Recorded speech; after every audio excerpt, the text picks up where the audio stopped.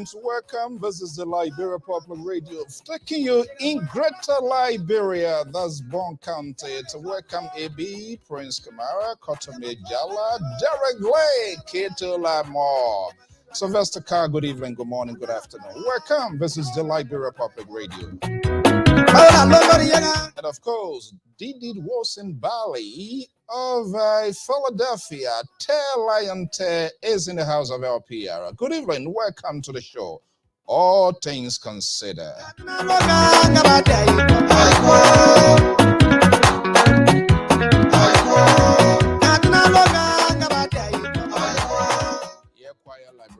Quiet librarian guy. Are you sure you're quiet? Good evening. So welcome to the show.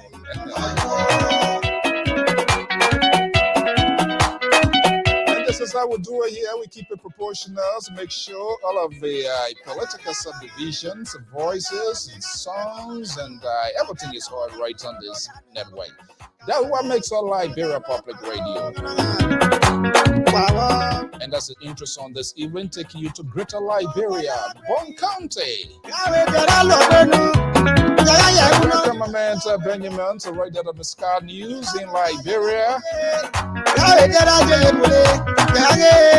Oh, man, where is Emma George and Dr. George Toto? We in the island this evening. Welcome, Mikey Verdia. Just do me a favor, just hit the share button tonight, and we will get this program. Let the world, let the community know. LPR is live. Oh man, I want to go to Bon County this evening. Yeah, let's tap it here. Let's tap. Good evening, good evening. I'm Alfonso Ziensot of the Liberia Public Radio and LPR-TV. Precious, Vivian. Good to have you here. You are rightfully located and situated on the sound of my voice.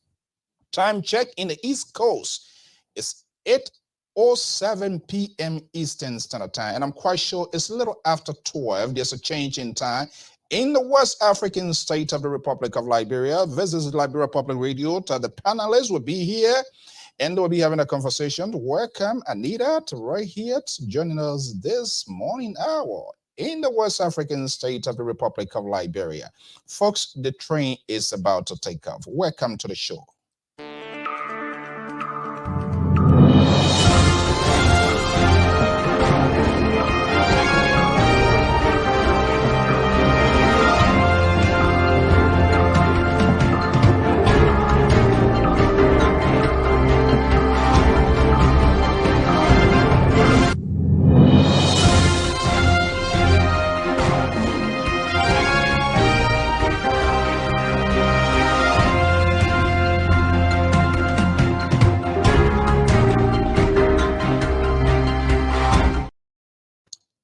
Good evening, good morning to Liberia, good afternoon, good evening to right here to USA. That's the first branch of government right behind me. There's a reason for which this building is being placed there.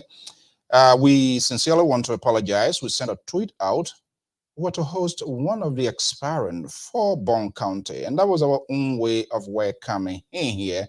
But things happened in the interim, and so changes has to take place. And of course, as usual, Wednesday is our own regular edition of the program, All Things Considered.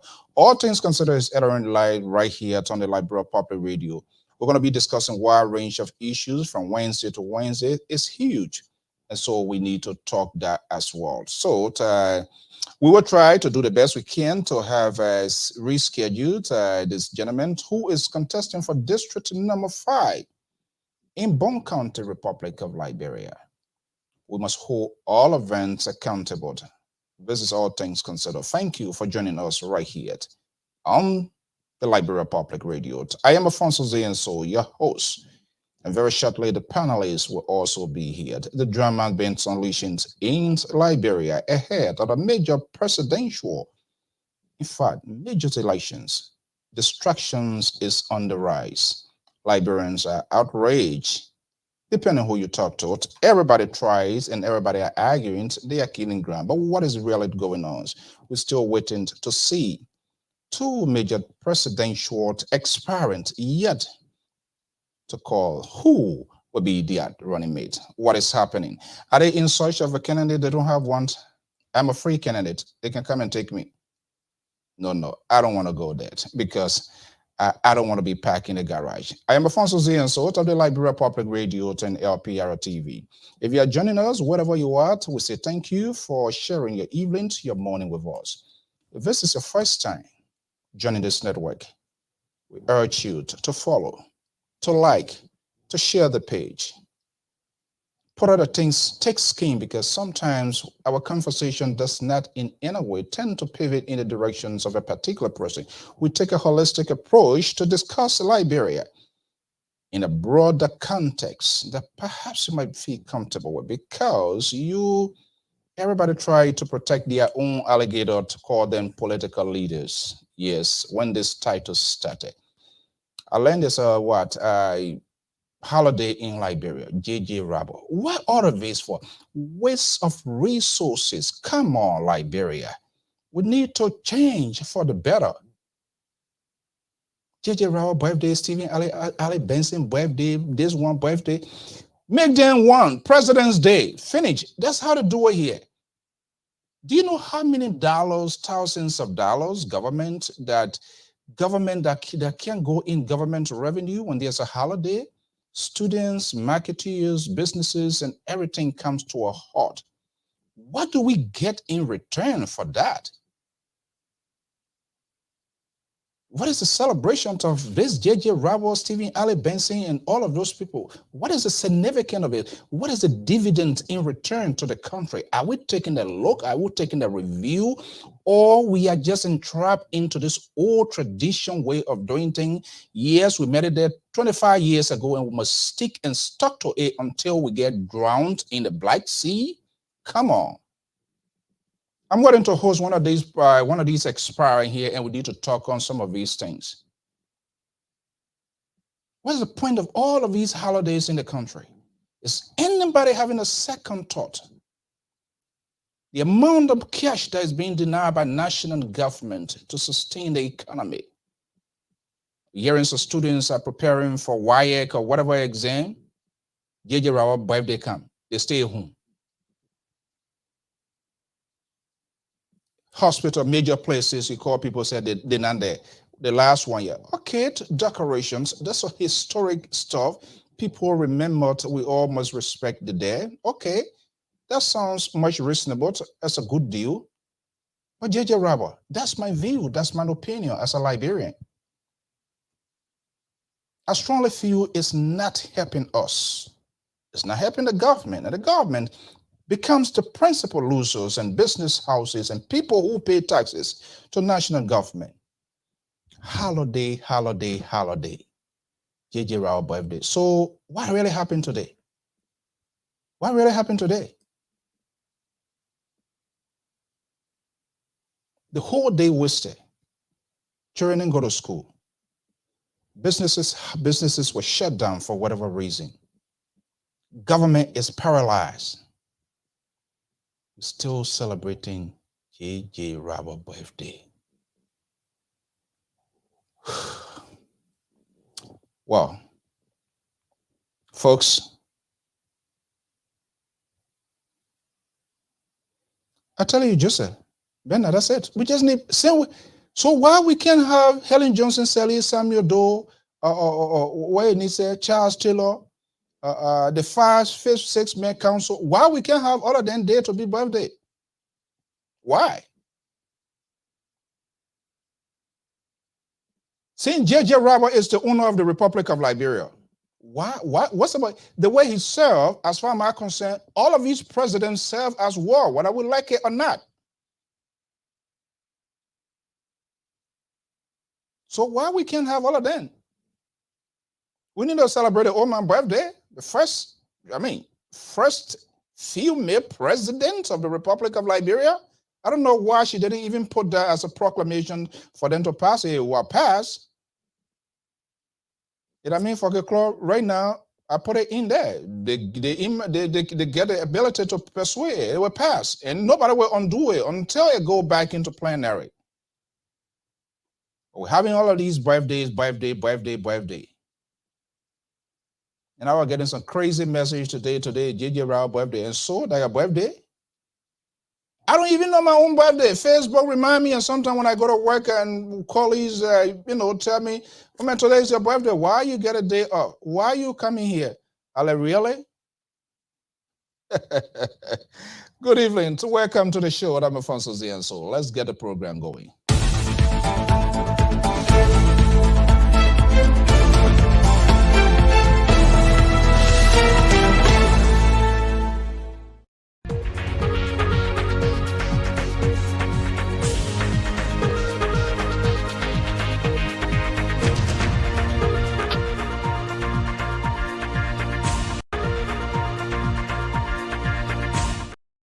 Okay, welcome, my favorite, our own Mike Dunn, LPR station managers, is training down with us from the nation's capital of the Republic of Liberia. Estimo, good evening. Welcome to the show.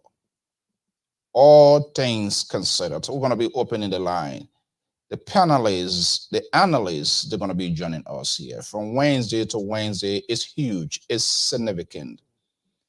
Congress for Democratic Change billing the presidential credentialed PLP of the late Dr. Kase crossed over to the CDC. Putting them in a comfortable lead? I don't know. We're going to have that conversation. But something is happening. And who is trying to make sense of it? Again, we want to apologize. Adolphus Dolo, who was contesting for district number 5, should have been our guest here this evening, but things trickles, things happen. So we're going to restructure it, and I was going to tell us to note exactly. And I was willing to really question all of these people. They not just only the president. That is unfair. We can't keep punching and bitching on the president. The first branch of government is charged with the responsibility to hold the executive responsible. There are 3 branches of government work in different forms and different directions with independent mind. And so these people that want to go 73 seats at stake, we don't know who these people are. We don't know. I don't know in turn because I have not had the privilege to talk to them. So I can come to that conclusion. I don't know what they represent. What is their political ideology? Are they going there too? Because the last time we saw 30K and all of the rest dropping. So is that a sound reason? So I can go run for my own district, Boston district in Grand Gate, because how do I want that 30K? So we need to know. And there must be ways, there must be answers. They have to provide answers to these questions, not just only the president. These men and women, they were elected by the Liberian people. They must be accountable. It is the electors that put them there. It was not the president. So why are they even doing what we're doing? And then we dump all of the kitchen sink on the president. I see that being disingenuous. Well, Jones Octavius Malays is a senior contributor of the Liberia Public Radio. He's based here in my own home state of Rhode Island. Notwithstanding, the cat can eat your own baby. Let me bring in Octavius here, what the rest of the folks here, and we're going to have a conversation here this evening here. Jones Octavius Malley, you want to go in this? Well, they say, well, you want to go in this building, Capitol? Good evening. How are you, sir? Good evening. Welcome. Thank you. Yeah. Okay. This Wednesday, you know the traditions. We sure had a guy who was contesting, as we are hearing, but notwithstanding, we would play softball. We got to talk to these people. We got to give them the opportunity to let them tell us exactly what they represent, who they are, which party they're for, and how they are going. Are they for their party or for their electorates or for the government, for the country? Who they are? We got to talk to them. We don't want to be judgmental, and I do all of that. So that Capitol building that I'm planning to go there. Is that a good idea? Well, depending what your mission and the focus will be. My goodness, come on. What are you talking about? What you didn't ask the other people that mission? Why you want to ask me what my mission? Hey, James Tano, good evening and welcome. Okay, this is all things considered. As you know, it's the traditions on this network every Wednesday. We'll try to put a number out there so Liberians will speak their mind. Too much of things going on. But look, the first thing I'm going to pull hook on here, this sort of birthday business in our country, JJ Rabble, this, that Rabble, and all of this sort of stuff here.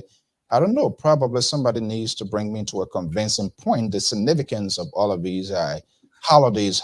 I don't know how much people realize that the government coffers, the more holiday we have, the more our coffers are depleted because schools are stopped, businesses come to a halt.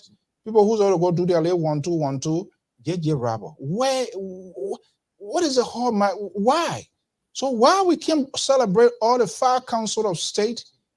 We pull all of them. We start each of them. Moses Blah and all of those people will celebrate their birthday. Fair enough. Everybody, yeah, including our man, the guy who was visiting the Hague. Yeah, he's a former president, so he's on record for that. Good evening. But let me just go in your portfolio here this evening here. What was the most intriguing or something that caught your attention during this week here? And I know the dominant issue is this recent UL and Saka. But we also saw during the week, right, PLP of the late Dr. Lauren Cassell. We didn't have a chance to talk about that. The crossover to the ruling establishments, CDC. We don't know what's going to be the ultimate outcome of that, but something is adding somewhere. Some number is adding somewhere. We don't know how that number is going to be manifested into reality. That's a different conversation in itself as well. Well, let me just come to you. What is on your mind? What are you considering this evening? Well, I have 2 things on my mind, which I've been pondering over since we last met. And one of them is there's a need for Liberia to be transformed from a radical standpoint right now. And my definition for Liberia being transformed from a radical standpoint is, if we're really serious to run Liberia in a very different way this time around, there's a need for us to change the entire nomenclature of Liberia. To what? We need to change the name, change the item, change a whole lot of things in Liberia, even change the constitution. Because I realize that these slave symbols have continued to haunt us up to today. So I don't see why we're so comfortable with all these symbols in the system. So there's a need for us to approach Liberia from a radical but democratic standpoint. Hold on. We don't like to leave our folks in apprehension, so we let them to get a clear cut. That's the traditions on this network. Yeah. Name deployer radical will sound very extreme to people. Can we break down into the lowest term to the extent that it can no longer be simplified? Let me bring in Dr. George Toto, senior analyst of the Liberia Public Radio and LPR-TV. He's based in Pittsburgh, USA, and he supports the candidate say itself Councilor Tiawan say Gonglo. Male Jones, he's kind of like he's still hanging in there. ANC want to carry him, Gonglo on the other side, in the middle, George, we are on the other side. Thank you, Professor. Yeah, what you said? Yeah, but Jones. Yeah, go ahead. Now, I want to say, at the end of the day, June 4 within the opposition. I know, whether that ALC, that UP, or that UPB, there'll be some kind of falling, right? Yeah, you'll find it somewhere. Is there opposition in Liberia? What's the definition? I would say yes. You would say yes. You know, Jones, Dr. Toto is not sure. You say I would say yes. I would say yeah, because I know the reason why I say yes was because if you look at the structure of our political party in Liberia, it's kind of seasonal based issue. You know, when the political institution come in power, when that leader disappear or get off the surface, that institution decide to go down. But I can tell you that one political party that remain vibrant in Liberia through or despite they are not being successful to put up to be in a leadership position to be the president or whatsoever. I can tell you the LPP for sure. The LPP have been one of the more progressive and political institution Liberia that somebody line blowing off.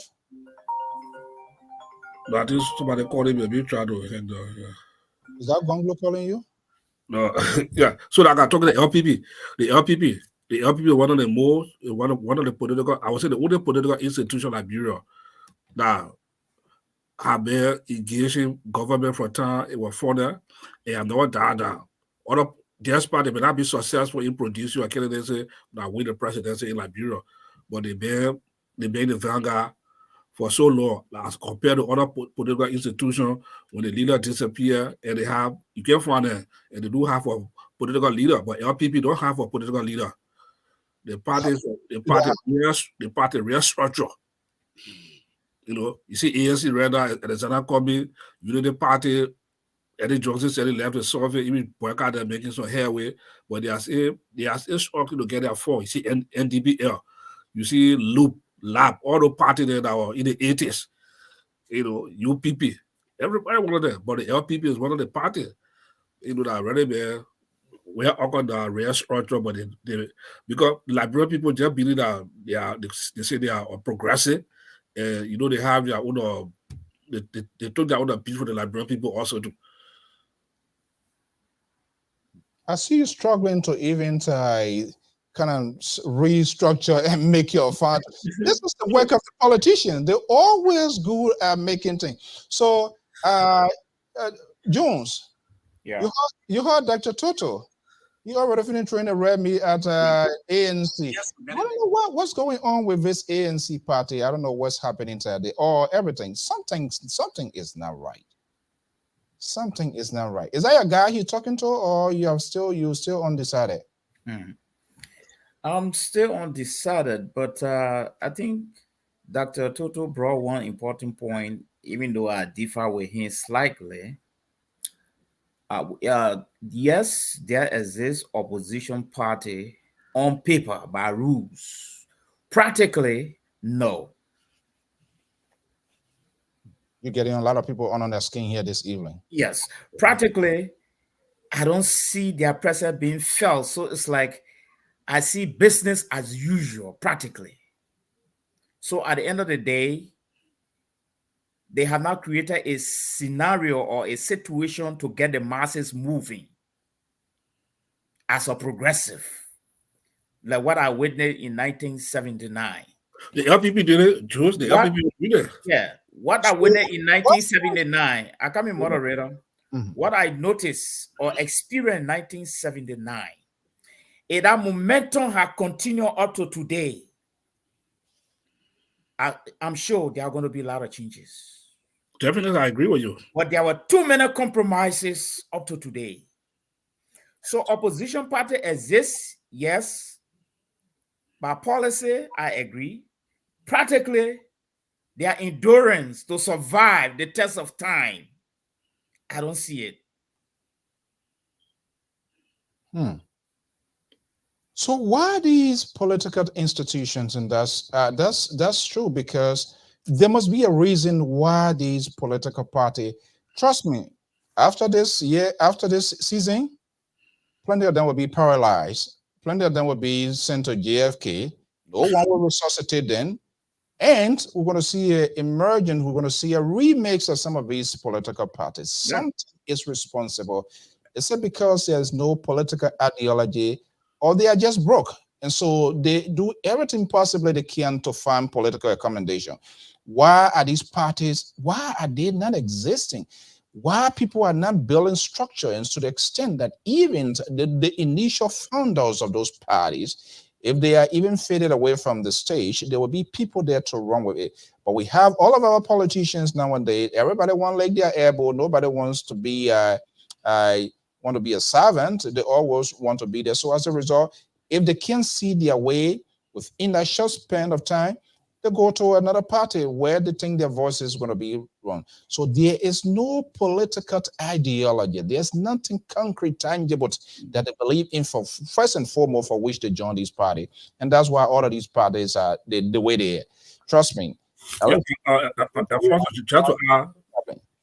Just to add to what you say, that's a very good point you raised. You see, most of our institutions, not just within the political party, also to even our association, organization,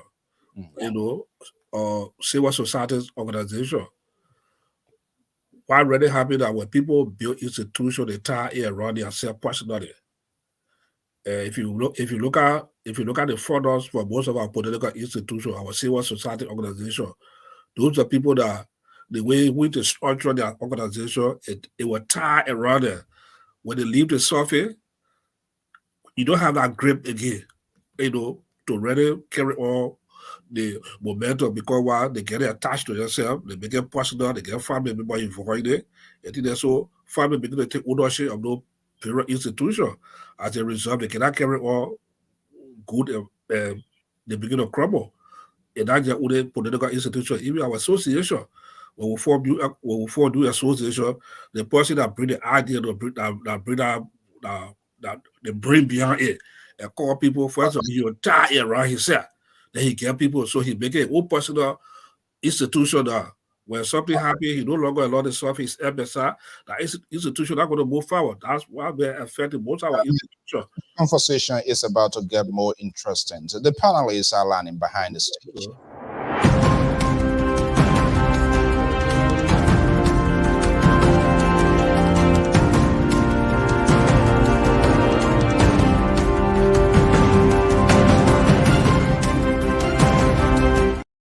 Good evening, USA. Good morning, my beloved country, the Republic of Liberia. The panelists, the analysts, they are here representing at their own volition different political institutions. Their voices will be heard. Joining us now is senior contributor.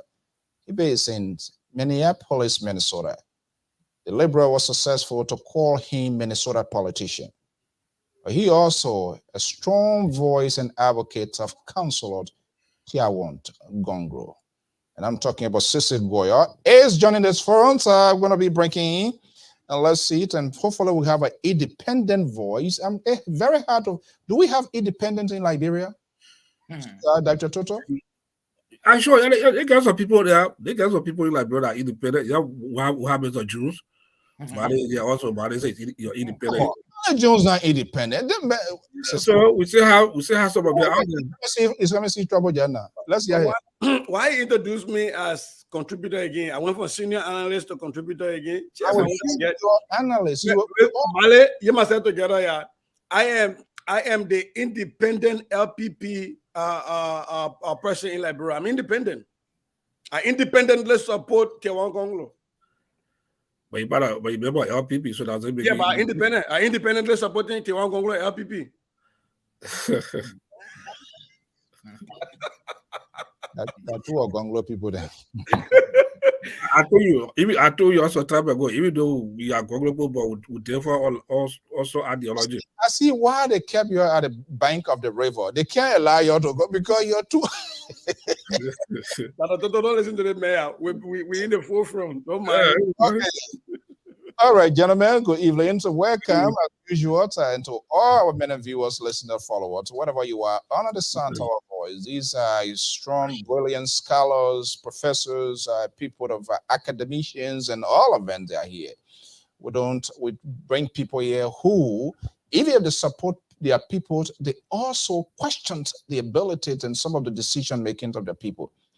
And very few analysts, I always take that trend. Gentlemen, from Wednesday to Wednesday, that's a lot.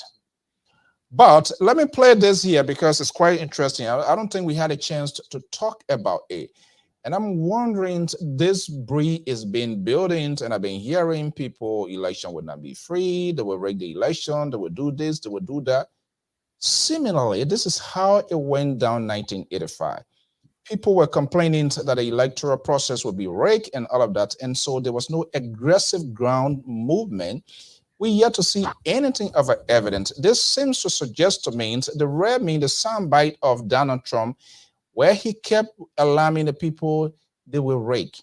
They will rake.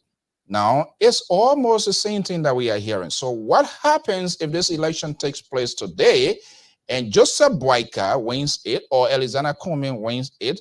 Will we then satisfy this election? But let's see what is happening. The CDC now, they're doing something. I'm wondering how these young people mind can be twisted, seeing what is happening in real time. Let's take a look at this little clip, and gentlemen, we're going to have a conversation.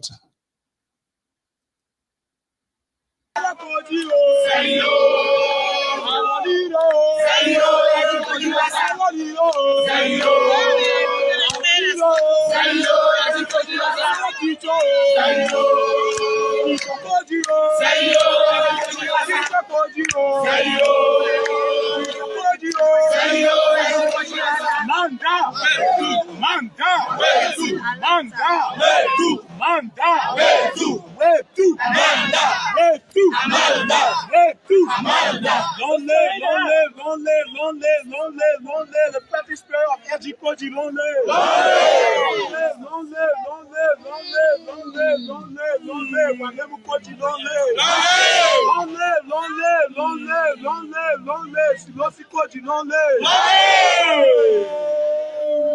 Slow construction, Zayo. Infrastructure development, Zayo. Free education, Zayo. One fees payment, Zayo. One fees payment, Zayo. Freedom and Aspen Road, Zayo. Carbon water, Zayo. Free electricity, Zayo. Housing unit, Zayo. Money soccer pay, Zayo.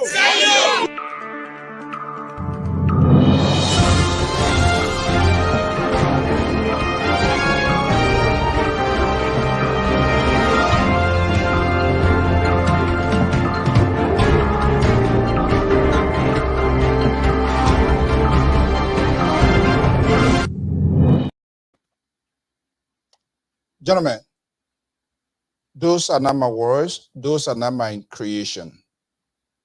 These are words coming from out of potential voters. Whether they register or they were registered, that's a different thing. But when you hear a huge chunk, which could be a significant turning point in the voting bloc in Liberia, waiting to see all of the details to come back. But when we see young people like this, the fighting spirit, I see the guy, he's wearing a hat almost like the late Mobutu Sese Seko, flying by young people, pipe-borne water, free tuition. Those are things people like to hear. Whether it is happening, that's a different thing. But what comes to your mind? You are professor. Let me start, both of you. I will start with you. Everybody here, they are geniuses in their own right. If you have a good, huge young generation like this, and the politicians gather then and deploy all of these words into their mind, and the author, they speak them out publicly, chanting, those people chanting, why it takes to twist the mind of these people. Sister Goya, let me bring you in. Yeah, first thing, I don't know when Jefferson Koji became a teacher, but we will talk that whole different thing another time. No, I'm not talking to. Oh, anyway, that's what I said. They were chanting. They may not be. Isn't that part of the chant? Yeah. I wanted to go for the other Zayo, $16 billion mission, Zayo. They found weapons at the port, no investigation, Zayo. People dying, no conclusive investigation, Zayo. The porcupine has been domesticated because of sanctions, Zayo. This is just foolery. Look, if Battle Crash could win elections, would I had a Senator Robert Salif? Would I had a Senator Paulita Wee before her wig fell off. We would have also had a Senator, a Senator ATM. Look, man, I think when we look, our people, our young people have been reduced to beggars. And so they have to go to look for a means of survival. And if me coming and chanting a few words and praise singing you will get me my eating for that day, I'll go and do it. If I'm in LIBERIA, I'll do the same thing. I'm not begrudging anybody for doing that. But I think we have to elevate the conversation. I think we've seen before that these crowd sizes have done nothing. If you look at most recent history of elections, they've done nothing. So I think it is upon us to try to raise the conversation and try to look deeper beyond gathering people to pray, sing, and get something small. And I guarantee you, if there was another political gathering somewhere close by there that we get from where and go to that next one and go do the same, Zeyo, and get a little eating and go home. I don't bemoan these people. But what frustrates me is that there is an economic system, call it whatever you want, that has created this class system of people who are now philanthropists with public resources. And they are being hailed as being philanthropists by those whose resources have been stolen. This is a sad thing we're going in Liberia. And it's not unique to the CDC government. It happened during Ellington too. So, Dr. Toto, you listen to Mr. Goya analysis. Does the behaviors, let's just look at the presentation aspect. Does it have any impact into what's going to be happening? Does it help to influence decision making? Definitely so. First, if you look at the last, I'm not talking about the so-called census report that people still talking about. But if you look at the last census report on Liberia, we have a youthful population of 35%. And if you 35% is almost half of the voting population age in Liberia. And you see a group of young people, they are willing to do anything to be influenced by any kind of decision, whether monetary decision or some economic decision to empower themselves or to get against it. They will jump there, and at the end of the day, it's sad for our country. If you look at the human capital index for Liberia, it's very low, and it's hurting our economy bad way, and people are not seeing it. 10 years from now, where will Liberia be? With the type of youthful population we have in right now, are they using that to mature in education or some vocational institution to empower them to be successful tomorrow, or to just be doing war battle? These are some of the sad part of our country. And these are some of the problems that always from Mother Eddie Johnson said the government. Koto was on the show, she want to defend it. I hope she listens, she can come again. There were funds available to deal with the guys. And all of a sudden, it was a horror something, and then we feel the effect of those guys up the down running. We have very institutions like Liberia, but yet our human capital index is very low. And you see the election time coming now, like I was talking to one of them in my hometown, into that, he said, "Be brother, this is the time for all the job now. After election, the people will go. So they come in there, will get everything we want to get out of there." So we'll see a lot. Like Ceci was saying, if another person going across the road from the CDC headquarters, they will go there to see it, to be doing the same war battle crowd there also too. So this is something that we can laugh and celebrate about election data, but it got a very sad for our democracy, to be frank. So, John Mallet, let me bring you into this conversation as well. I don't take anything for granted. The actions of the ruling establishment, making sure that they glue themselves to the young generation that seems to be a potential voting bloc, is significant. You cannot rule that out because it wasn't manifested the last time around, so it will not manifest this time around. How can, if the opposition to find herself being effective, what language can they deploy or use to break that gap? Do they have that charisma? Because first of all, they have a lot of things factoring in here. The local major Koji is a crowd of these people hanging out with them.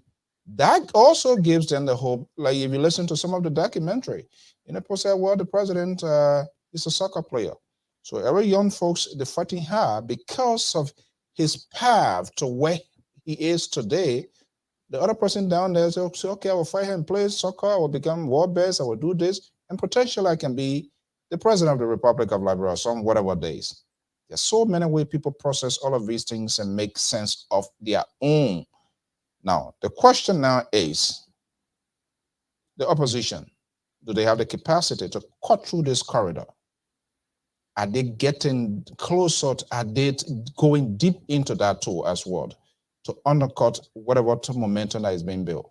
Or we say, you know what, they would just chanting their lead and they will not vote for them. They just want something to eat.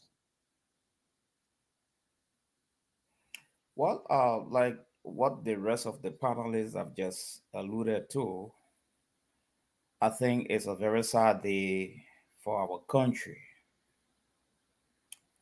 I can remember 133 years ago, in 1980, marked the successful demise of the True We Party and brought down its entire political machinery that ushered in a so-called multi-partyism since that time up to today.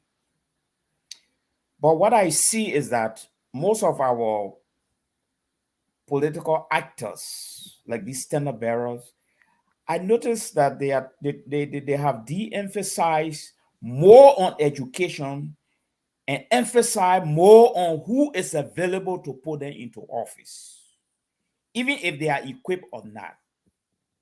But but here's my worry. The CDC is kind of for a extreme type of political party. I see a shifting from a more traditional political party to more of a militancy group. This is where my worry comes in. Because the type of battle cry, their attire alone. All of the parties doing that though. No. The CDC, I don't know whether you have observed them. I have observed them for a long time now. So if, assuming by coincidence, Georgia doesn't win,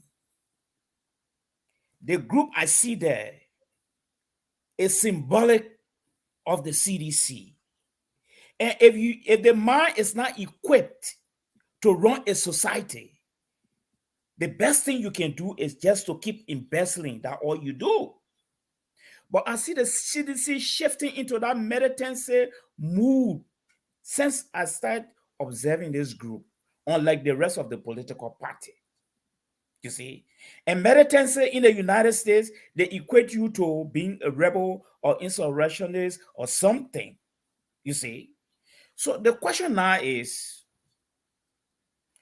this population I just saw on your clip, I don't know how many of them have even had their high school papers. I don't know how many of them are even prepared to go to school right now. I don't know how many of them. It's true that we'll always apportion blame on Helen Johnson's government. I agree. But the youth at that time, they have become adults today. They have enjoyed all the goodies. Going back to school now, it becomes something very, very, very, very less significant for the kind of population I see moving in Liberia right now, except by some radical means.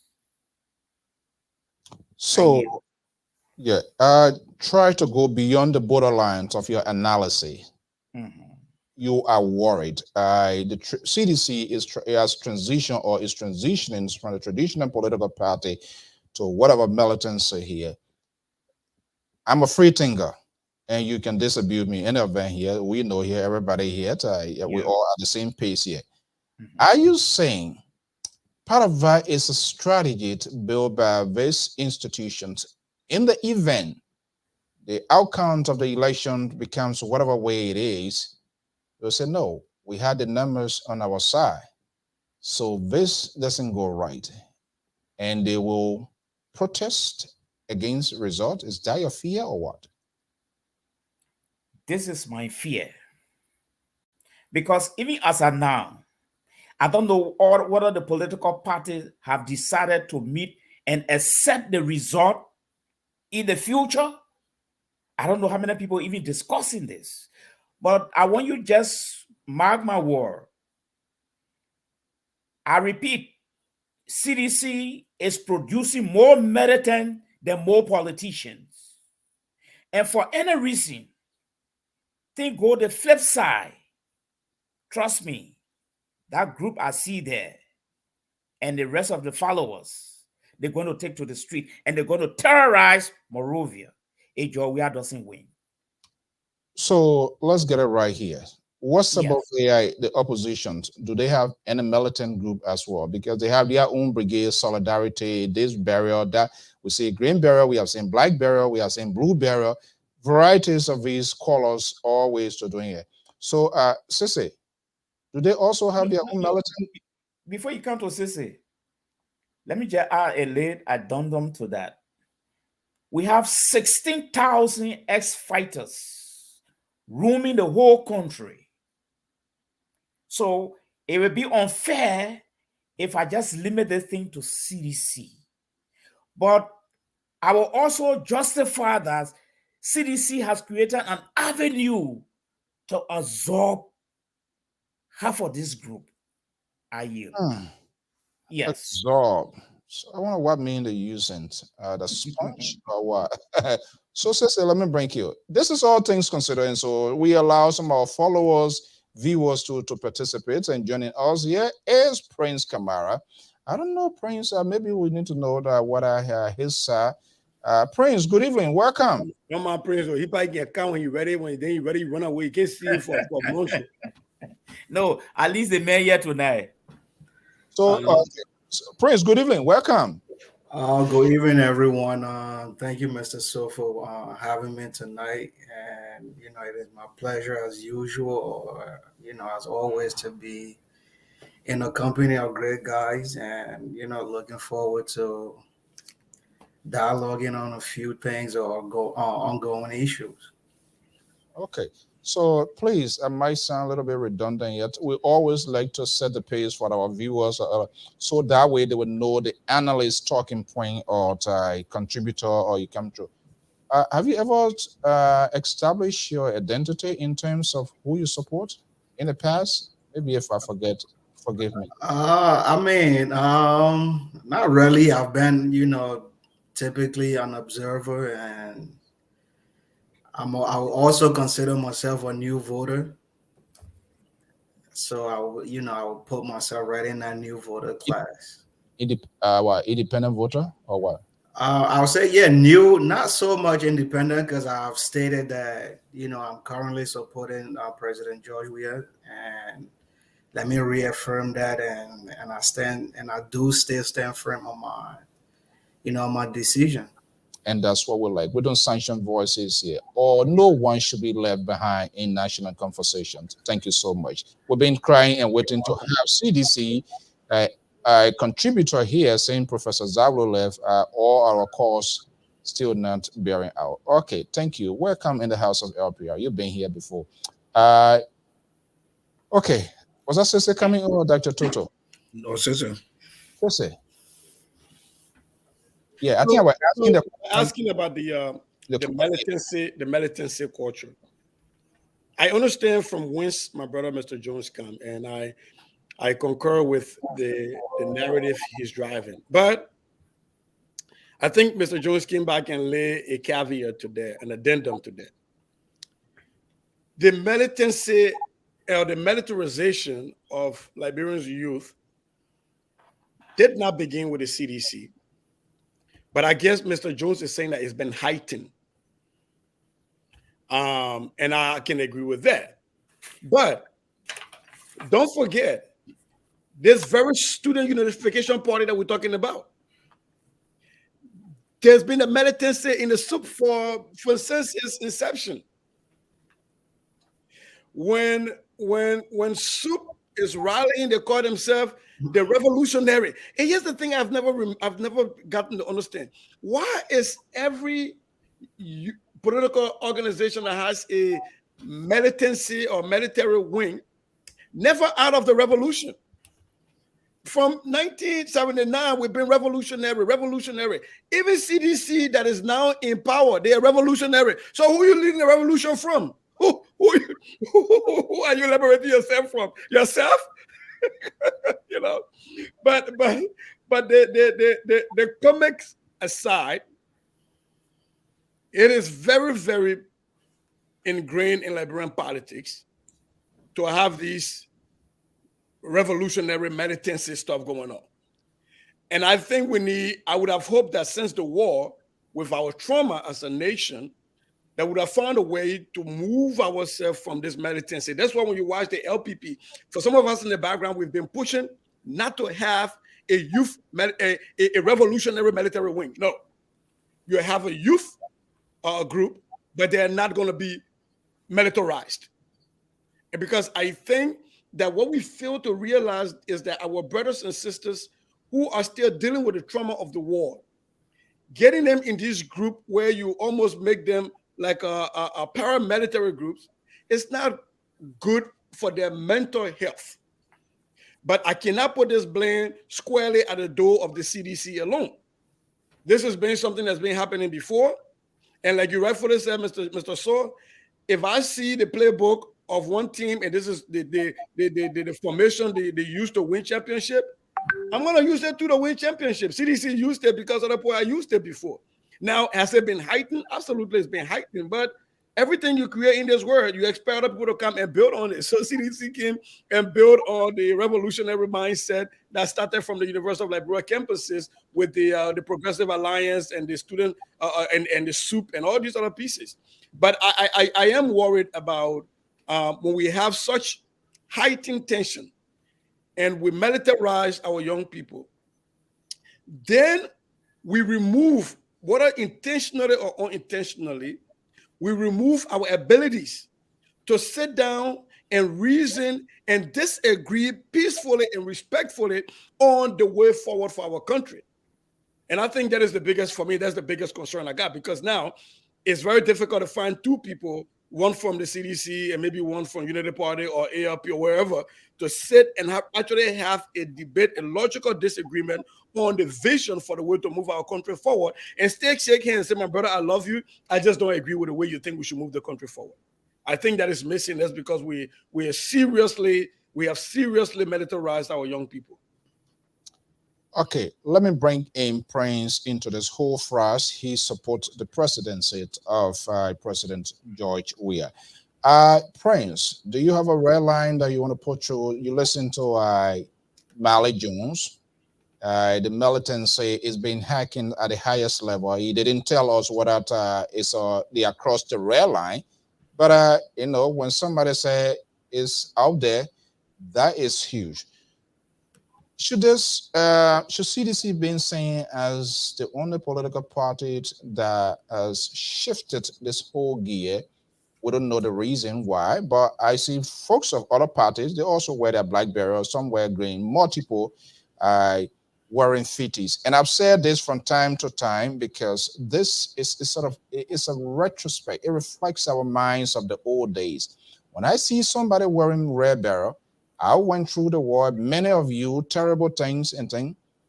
It's a sort of a flashback, brings all memory together, because even though they are not coming to do something physically harm, but that type of uniform style does not in any way for me. So, but let me give you the opportunity. Is there any issue? Do you find a problem with that or not? I mean, it depends. First, considering these things, we need to kind of understand the culture and the new society. Then get into the Asian history or the way of doing things or the student political structure, the misguidance of, you know, the student political culture as well and what they're taught. And fast forward to recent years, I'll say from post-war 2003, 04, 02, going back to the Accra Peace Accord, that, you know, you have a generation that also been miseducated and so forth. So those are surfaces we need to look at as far as root cause in order to identify that culture, then further, you know, discuss the new happenings and things like that. I mean, the militancy, it is grossly misconstrued based on your principle and what you want to make of it. But then when you have students organizations, like recognized students organizations or institutions that are, you know, student based, making, you know, gross statement, you know, violent statement, you know, outbursts with such, you know, confidence and proud, like it seemed like they undermine the authority or the general authority, or I would say maybe the overall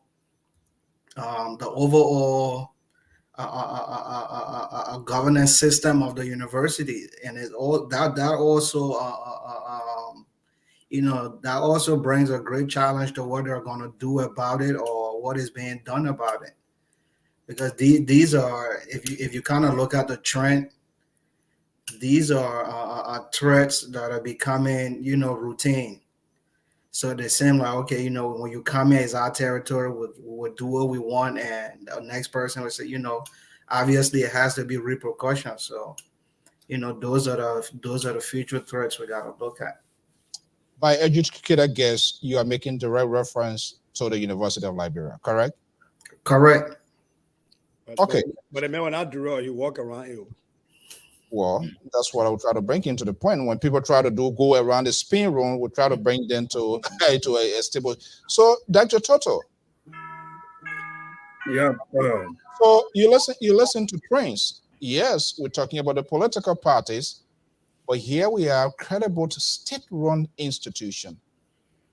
It's just over the top. Their dress code, the language, their tone, their slogan, things that comes from out of them. It's not quite different from all that is happening outside there in the real world. Yeah, you know, also fellow panelists, if you look up militarization of militancy, you know, it has been part of our African struggle, African liberation from day one, you know, especially from other countries where colonialism was a major factor when students took on the challenges on the various campuses, especially in South Africa. I think in Liberia we have at that time we have the ruling party, the Chewy party, and then we had the native children LU at that time when soup was soup kicking. And I can remember when I went to school in Nigeria, when you talk about militarization of students, militancy on campus in Nigeria, that's what we see Liberia, man, it's just a small portion of it. You know, so politicians will come on university campuses, you know, to recruit students, and then that's the only way to engage the students. So militarization, for me, when it comes to campus politics, I enjoy it. I like it. Are you enjoying the trend it's taking right now? No, that's a comedy now. So I enjoy student politics, you know. But the trend, I wish it going now, you know, where opposing group going against one another, violence going to a point that want to undermine our democracy, that will affect the election process, then it becomes a problem. And this is where now we should have institutions need to come in to condemn that act. The government need to put in policy in place. That's why the university also need to put in policy in place, because this is where the students become military ride, and then they come into bigger society. And when they come into bigger society, like in Liberia, then politicians begin to use them.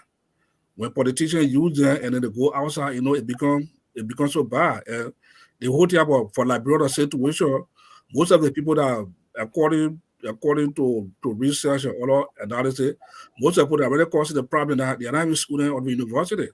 They are some of the less or the disadvantaged kids called Zugo, where people take them from outside, bring them to campus to cause problem. So it is a serious problem. It's not good at all for our democracy. And I think we saw the American ambassador was making some remark, and he brought the issue all again. So it's something that we read. Our politicians need to take advantage of this thing and engage the youthful population in the rightful way. Like I was just watching a clip from Martin Luther King. Some of the non-violent resistance. Some of the supporters were picking up spoon rocket. He told them, say, if you want to be for me, you have to put down that spoon and join me in a non-violent way. So we need to preach the message of non-violent in Liberia. But like when the politician or the opposition fail, nobody talk about it. You see, nobody talk about that. That's a hurting part of it. Why people don't want to talk about it? Because the reason why they don't want to talk about it, some of them are afraid that this election time they don't want to lose vote. That's the same thing with here. Liberian politicians are always unwilling to take a political risk. They always want to be on the winning side. Yeah. And this selective talking point is good for this person, but it's not good for me. Definitely. We need to make it about both statements. You see the UN ambassador statement he made. He was very bold. He said, I'm not talking because I'm taking side with another political party or another politician. He drew the line and he make a bold statement. And that's why. Who do you think the ambassador was directly communicating with? He was communicating to the very political institution like led by the ruling establishment, also to all here. You were referring to everybody in his statement. So the reason why he said that, I think he didn't want for one group to take his speech and run away with it. That's why he drew the line. But very serious issue. All right, Jones. Yeah. You put this whole fish on the in the oven here and overheated the whole thing, and then Prince came back to say, "Oh no, wait a minute, this is not on the CDC alone." And he spoke in a very accusatory tone, but we also pushing, and he broke it down. Yeah, we are. This thing is not just on the parties, but political state-run institution.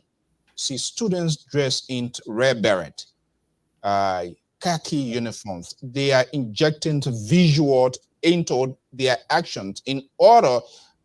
It's another way to indoctrinate even young people that are coming, because the younger people, the more people see their behavior, things that they're doing, the younger generation would definitely interpret. They will kind of capture that to see like, okay, this is something good is happening.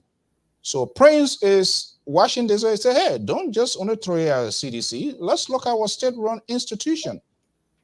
Politicians have been very successful. They have break through that corridor. And so we see the actions of SOUP and SAME, which is more or less pro-government, and SOUP is, they are almost like whatever reasons they can't get along. They have more of their own reason. But does he have a point? Yes, I think this CDC veteran has a very solid point. But just to add to his point, I just want to draw the panelists' attention.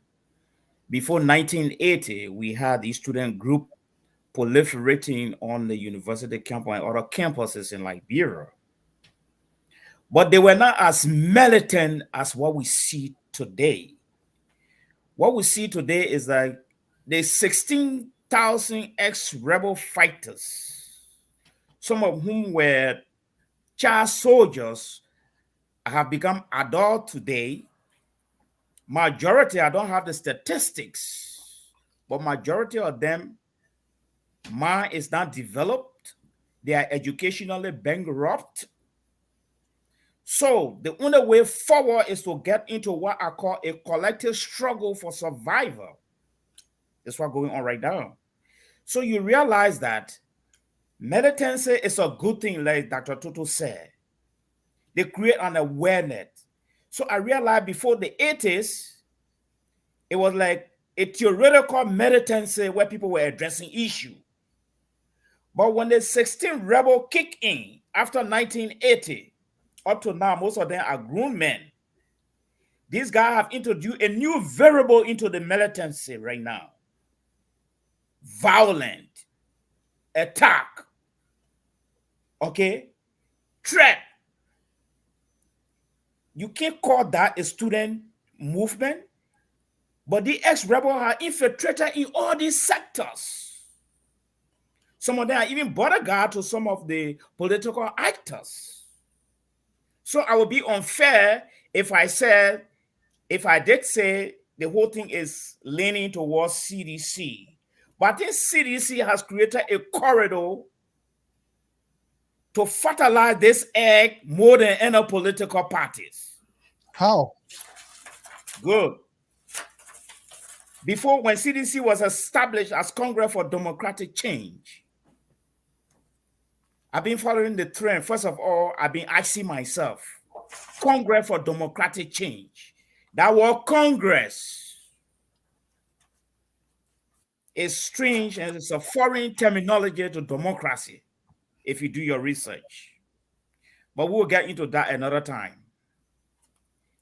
Congress of Democratic Change could not have survived up to today. It had not made use of a significant portion of the mass movement of ex-dangerous rebel fighters who don't have time to go to school anymore. They only want for the political elite to provide them some goodies, because on the party headquarters, most of them go there to find out daily bread. And now one day, some of the administrators of that party headquarters say, oh, you know what, gentlemen, it's about time that we find scholarship for you to go to school. They decided to work with these guys because politics is strength, don't forget. And any political party will want to make use of its strength and just dash them by the roadside. It like will go into the interior and get a lady. You refuse to send her to school. You refuse to rather educate her. You only use her domestically. And by the time you go to school, you come back, she's too illiterate for you. You put her one side and look for an illiterate woman. This is the case with the ex-rebel and the political parties in Liberia. I yield. Prince. Just to kind of elaborate on what he said, I mean, he's making some great point, but at the same time, you know, some of them are being over exaggerated based on how recent you've interacted with the people, or you know, have been on ground, you know, have been on the ground as far as relating to what's going on, things like that. And Mr. Jones, it is my pleasure to meet you. Just to make, you know, a quick clarification, I am not a CDC veteran. You know, I'm a human rights consultant, and like I said, I am advocating, or I am, you know, pledging my vote to the President of the Republic of Liberia, you know, for his 2023, you know, bid to get reelected. So those are some of the. Thank you for the correction. Okay. Clear. You're welcome. And as far as when we look at, you know, like a broken generation, or, you know, a non-rehabilitated generation, those are now that's when you get a little political by saying that, you know, though you can pinpoint at some of the failures of the UP government. So, you know, when you speak of the Ghana Accord, you know, you go back to the 80s because of your age. For me, you know, that was born in the mid 80s as well. I reference to the 90s and, you know, the early 2000s and so forth. So within the transition of the Ghana Accord and the failure to rehabilitate the people, or, you know, or child soldiers, or people that are victimized or that were victimized from the civil crisis, that's when you have these type of militancy that that grow into, into other things. Now, when we come back to speaking in reference of the CDC, these are revolutionary parties, or these parties were built on the fundamental of the revolution, meaning in transition from that post-war and early reconciliation, and moving forward to normal life in Liberia. So yes, within the mix and with the age gap and the years, you do have some miseducation as far as the progressive minded people, the way they were institutionalized and so forth. If you just want, if I make a brief summary on that. But yeah, you make some great point, and those are the reality we face. It's too late. Can anybody take the bull by the horn to have a national conversation? Is anybody willing to take that political gamble? Because I don't see the essence. I still don't get it. And there's no evidence that these things are going to go away, because both all sides, they are directly or indirectly, whatever way they are benefiting from it. Yeah, absolutely. So when you say the political gamble, when you speak of political gamble, then we would start by saying that we're gonna gamble on ourselves by speaking on reform, reinstitutionalizing people. So the gamble is with ourselves. So those are institutions, or or ideas we gotta implicate within the voting process, or the electoral, electoral educational process, and teaching people how to vote, new voters, and so forth. And the reason I'm saying this thing here, this idea of this battle crowd system, I don't know when it came about, and how it became so fertilized now that it's just burst into flame. Is it that the political parties or these leaders, they are unable to channel? Are they the energizer for them to channel their message? Because it puts us in a position and where there's a lot of distraction.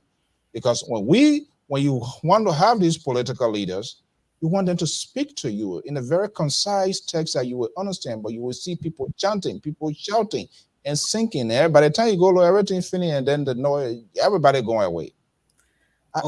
I'm not sure what we capture. Hold on one second. I'm not sure what we are capturing here. But let me bring in Sissy here. Sissy, is it possible that we create a forum, but these people, are they willing to create a forum? Then we just have the leaders to speak. Let them be themselves. They don't need to get people left and right.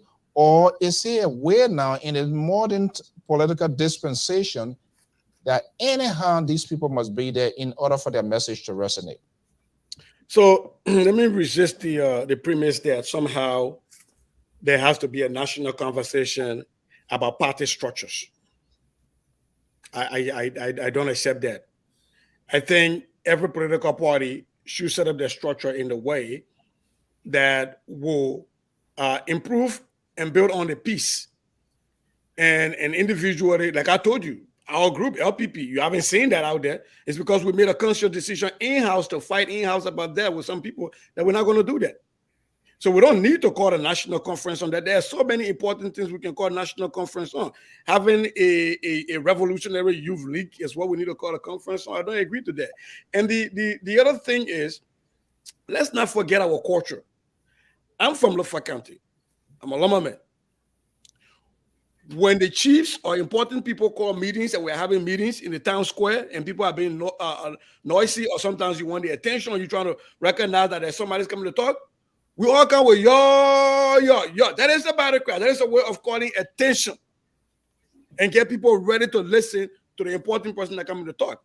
What has happened is that has been hijacked and it has been changed. And I think that is the wrong part about it. But I believe that almost every part of Liberia you go, if you dig back into our culture, that's how people spoke. When you came to us, when the elders or the important people in the town were about to address the town, there was always one or two people that say something to bring people to attention. So I really don't see that as a bad thing. Now, here is the problem we got, because I heard my brother Dr. Toto talking about the issue in Nigeria and student militancy. For a lot of the countries in Africa, student groups were where the revolutionary struggle started. The fight for liberation started. And so a lot of those groups had to, by design, have militancy, have military wings. Liberia, somebody threw our independence to all, they truncated through the boss window, go find it. We didn't have to fight for it. So why are we having these revolutionary? I understand from the days of Moja and Susuku, when people were collecting, again, I read history, when people were collecting money back in the days to send to places like South Africa to fund the ANC, or to places like Namibia, other places, yes. Because then at the time, the University of Liberia was one of the most prestigious universities on the continent. And so you found people coming from South Africa, people coming from other parts of Africa to study in Liberia. And at some point in time, they were using Liberia as a haven. And so, yes, that militancy was there to show solidarity. But why now? I still believe that we can still go to political party events and still shout our Liberian things that people understand. If I go to Zolowo, where I'm from, Lofa County, it's also a Salaye district, and say, Amanda, where to? So my grandma in Apple, they even know where Amanda away to means. Right? And so what that does is you yelling Amanda away to in the village doesn't help you.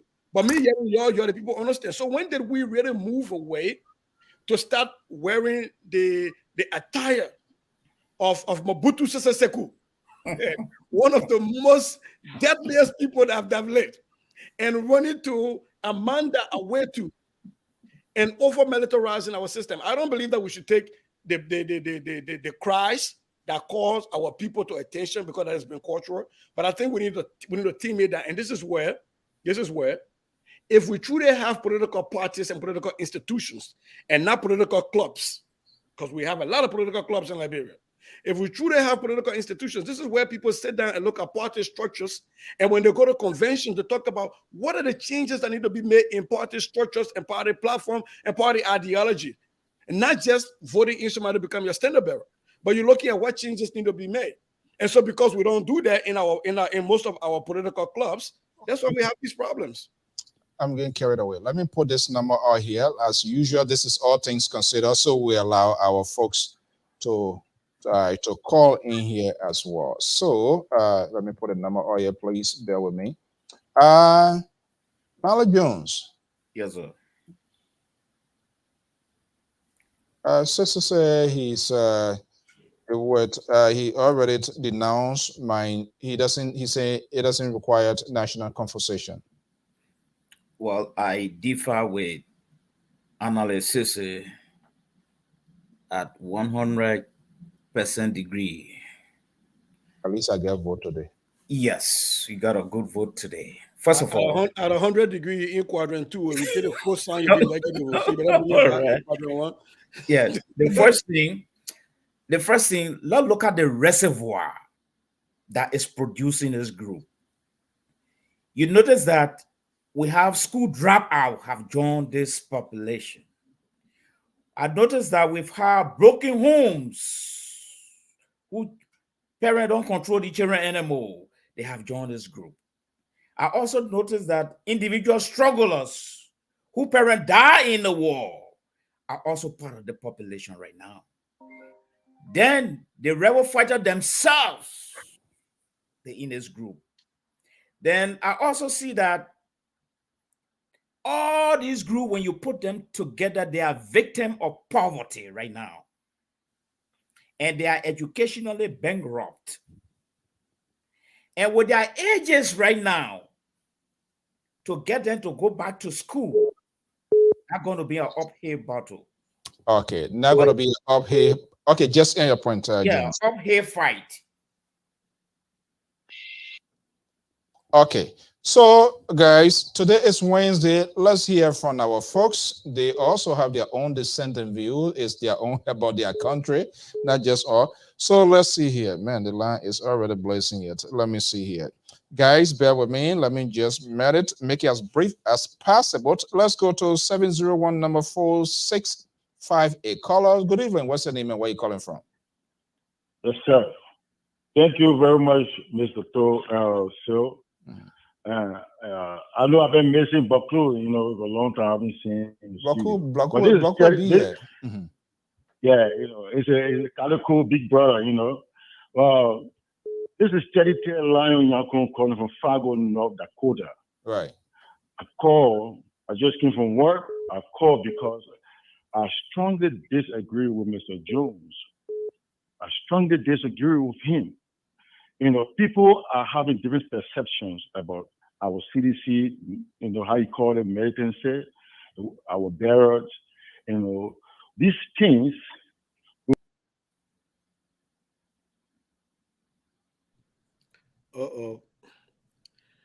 Caller, I think when Mr. Sue is up, that caller is gone too. I'm here. Intellectual. Yes. I think that was Mr. Soul. Of our barracks. Mm-hmm. Right? So those other people that are doing stuff, carry on that from a militancy, it's different from our ideology. We believe that what are you happened in Liberia. Yeah, quickly here. What are you carrying on? What happened? Yeah, what happened in Liberia? If the war, the people fought physically with guns, we are. Okay, let's make it as brief as possible so that other people will talk. Mm-hmm. Yeah, very disciplined. This is why our chairman, Mobakil Model Jr., always stress on discipline. Seditions within our regime, we're being defensive. We're not on the offense. Okay. Opposition attacking us in our regime. We don't attack people. We don't destroy. We all respect people. But people are just complacent because the Liberian masses now realizing the voters will be voted according to the deliverables of Judge Manuel President Thank you so much. There is some multiple development. Right. Caller, real quick, can you please identify yourself and state your political affiliation? You call his name, Tail Lion. So yeah, this Steady Tail Lion Yakun, Mr. Jones. You are a very man who you always you are opposition, but you can't adjust your okay, Lion. Tell Lion. Let's leave it there. Let me go to the next person here. Thank you so much. Don't be afraid of CDC. CDC is the massive party. CDC right. Welcome everybody. Thank you so much. The views, their opinions, we're not going to sanction people. We want to have a talking point. It's about their country, about our country. Let's listen today. 763 number 7242. Caller, what's your name and where you calling from? Thank you, Mr. Shaw. This is Elvis from Minnesota. Elvis, let's hear from you. All right. Thank you so much, and hello to your panelists tonight. I also want to disagree with Mr. Jones. You know, I think that, you know, if we just sit there as a government, here, what specifically you disagree with him, or just we know too? His opposition to, you know, the CDC, you know, and saying that the CDC is only for the people the 16,000 people who, you know, were the child soldier during the war. If not for the CDC, wouldn't be around today. That's not what he said. You know, he said that CDC wouldn't be around if those, you know, it wasn't for those child soldiers who are holding it up. I think that's not true. You know. So, but let me get to my point. That was my. Yeah. All right. Okay. Let me go ahead quickly. Okay, quickly. Yeah, I think that, Mr. Snow, we come from Liberia. We understand our society. Weakness in our country is preyed upon. So if you have a government who is weak, who has no backing, where some groups like SOUP or other groups from other political parties can try to intimidate the government had no response, because if they use the state forces, it's going to be, you know, harkening back into the old days when Dole uses military against opposition. So the CDC has to have a youth wing that is active and ready for response. They're not the one that's attacking any political party. You don't see CDC groups going to Unity Party Youth Center and beating them up. You don't see them doing it in the opposition. They only respond to these people. Yeah. So I think it's necessary. If the youth want to act like they're strong, the CDC need to have a group to respond to them. So quickly here, Yeah, quickly here, and 10 seconds, I want to go to the. So if people are attacking CDC, what happens with state police or state apparatus who are there to kind of like create a buffer zone when there's a crisis? Do you think the party group should respond proportionally? I would say yes. I would say yes, because you know what can happen when police go there. Even though it's not a CDC, it's not a president using the police force, but people will blame it on the president. Imagine if police went there and somebody got hurt. If police went there and somebody got killed, they would say the government killing their own people.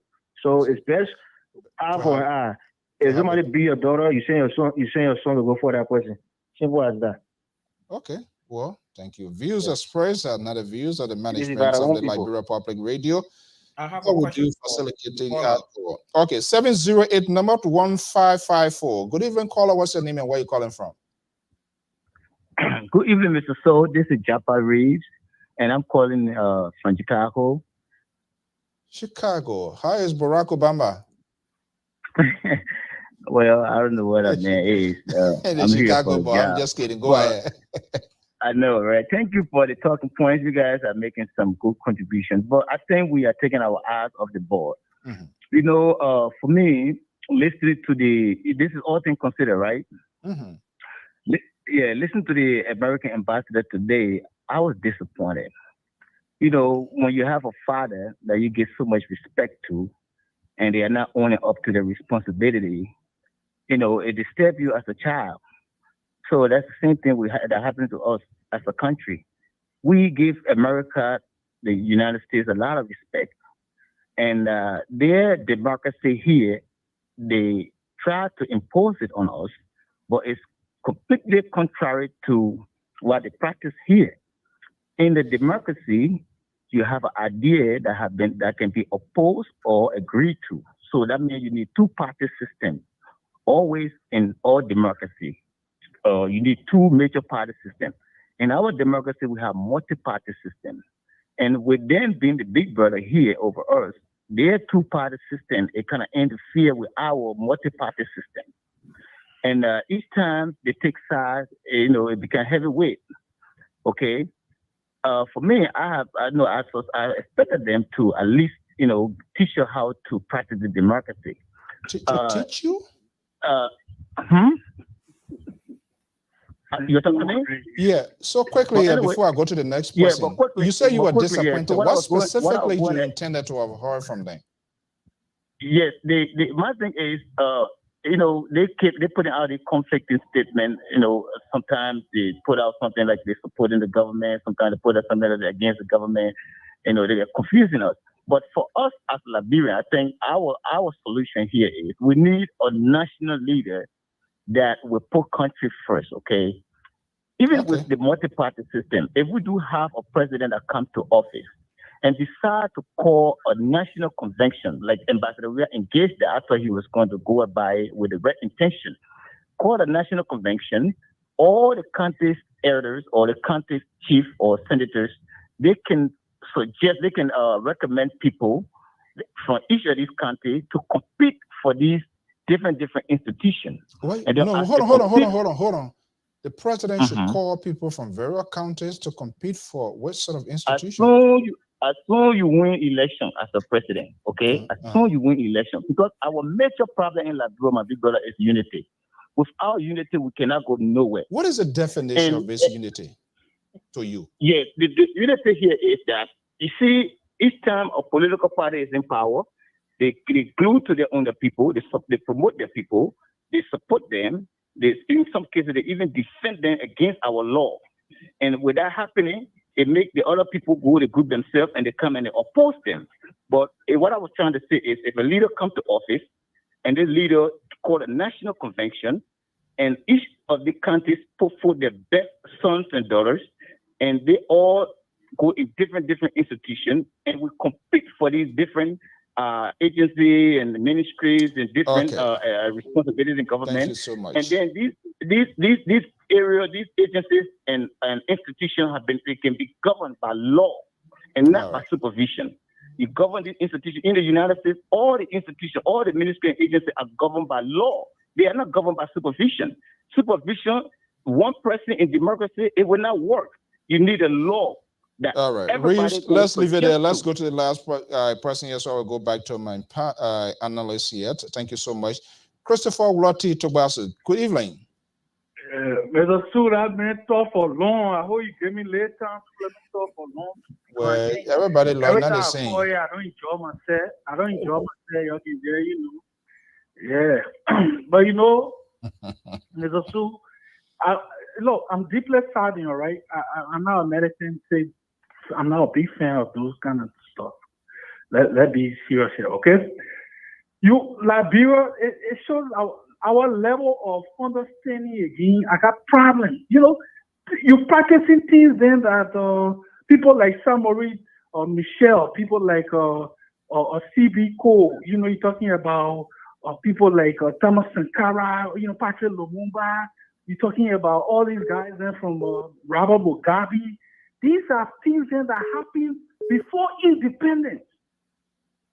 Before the African people got their independence from the white people.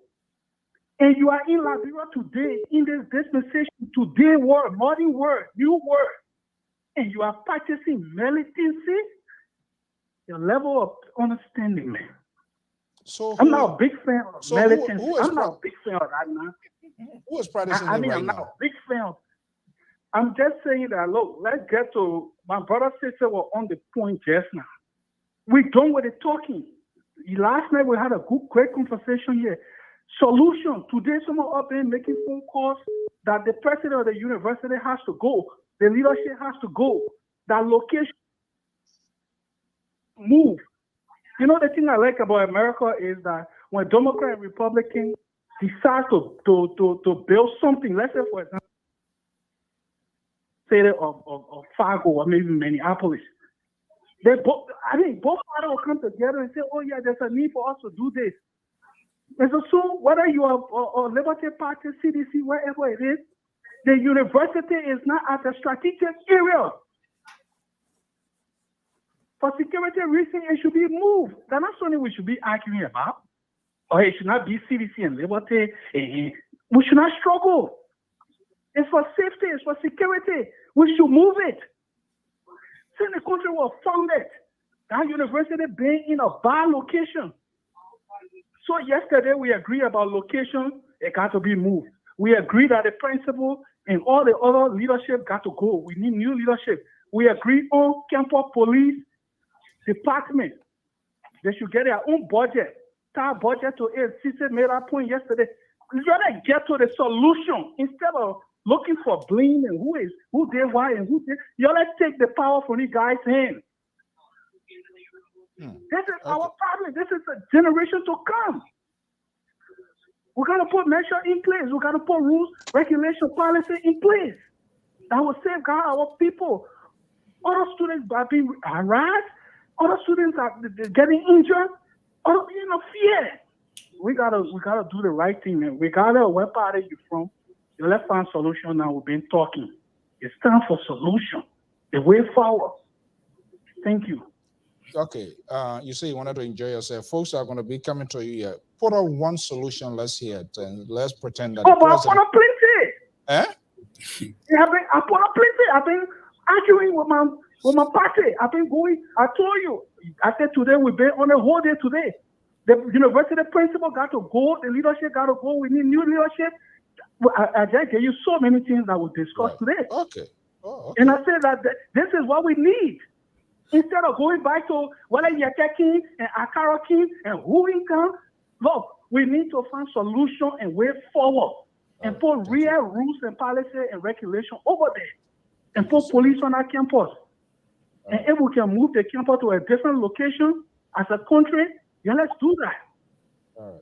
We got to advocate for real change. When we're to recruit for police, I will resign my post and be there to go. Let them get their own police department with budget.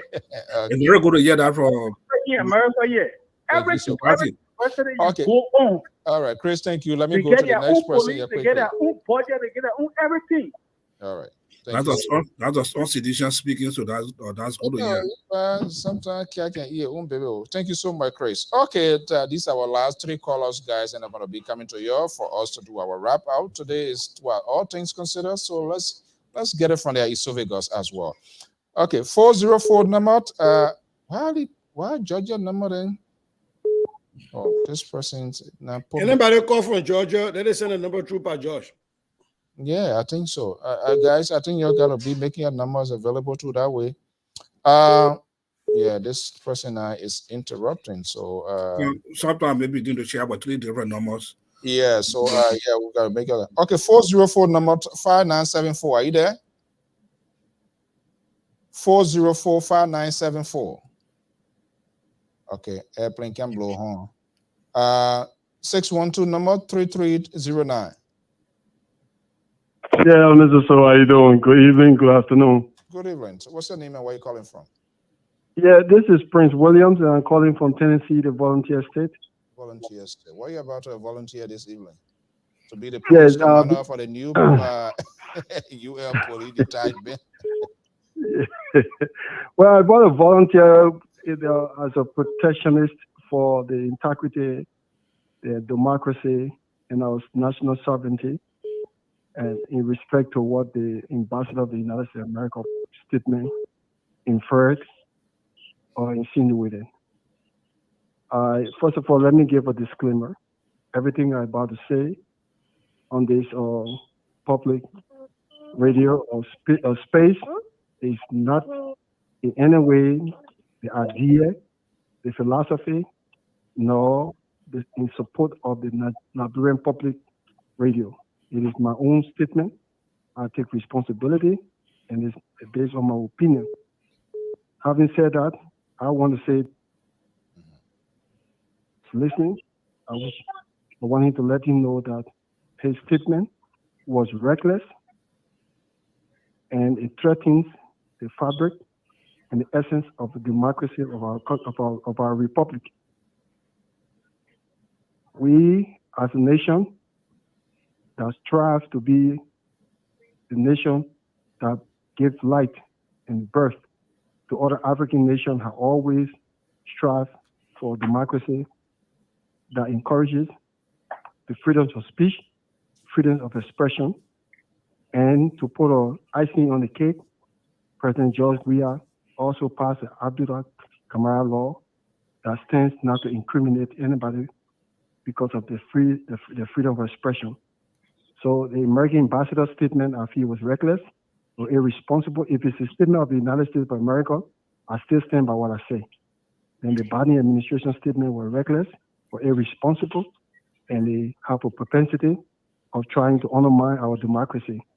And I say that to say that because his statement that we who in the diaspora are causing or undermining or creating or agitating or anything to disrupt our democracy is fallacious, and it cannot be supported by the truth. The only thing we in the diaspora have ever done was to always hold our government accountable, making sure that our government be able to carry out and execute the democracy that we all are interested in as stakeholder to.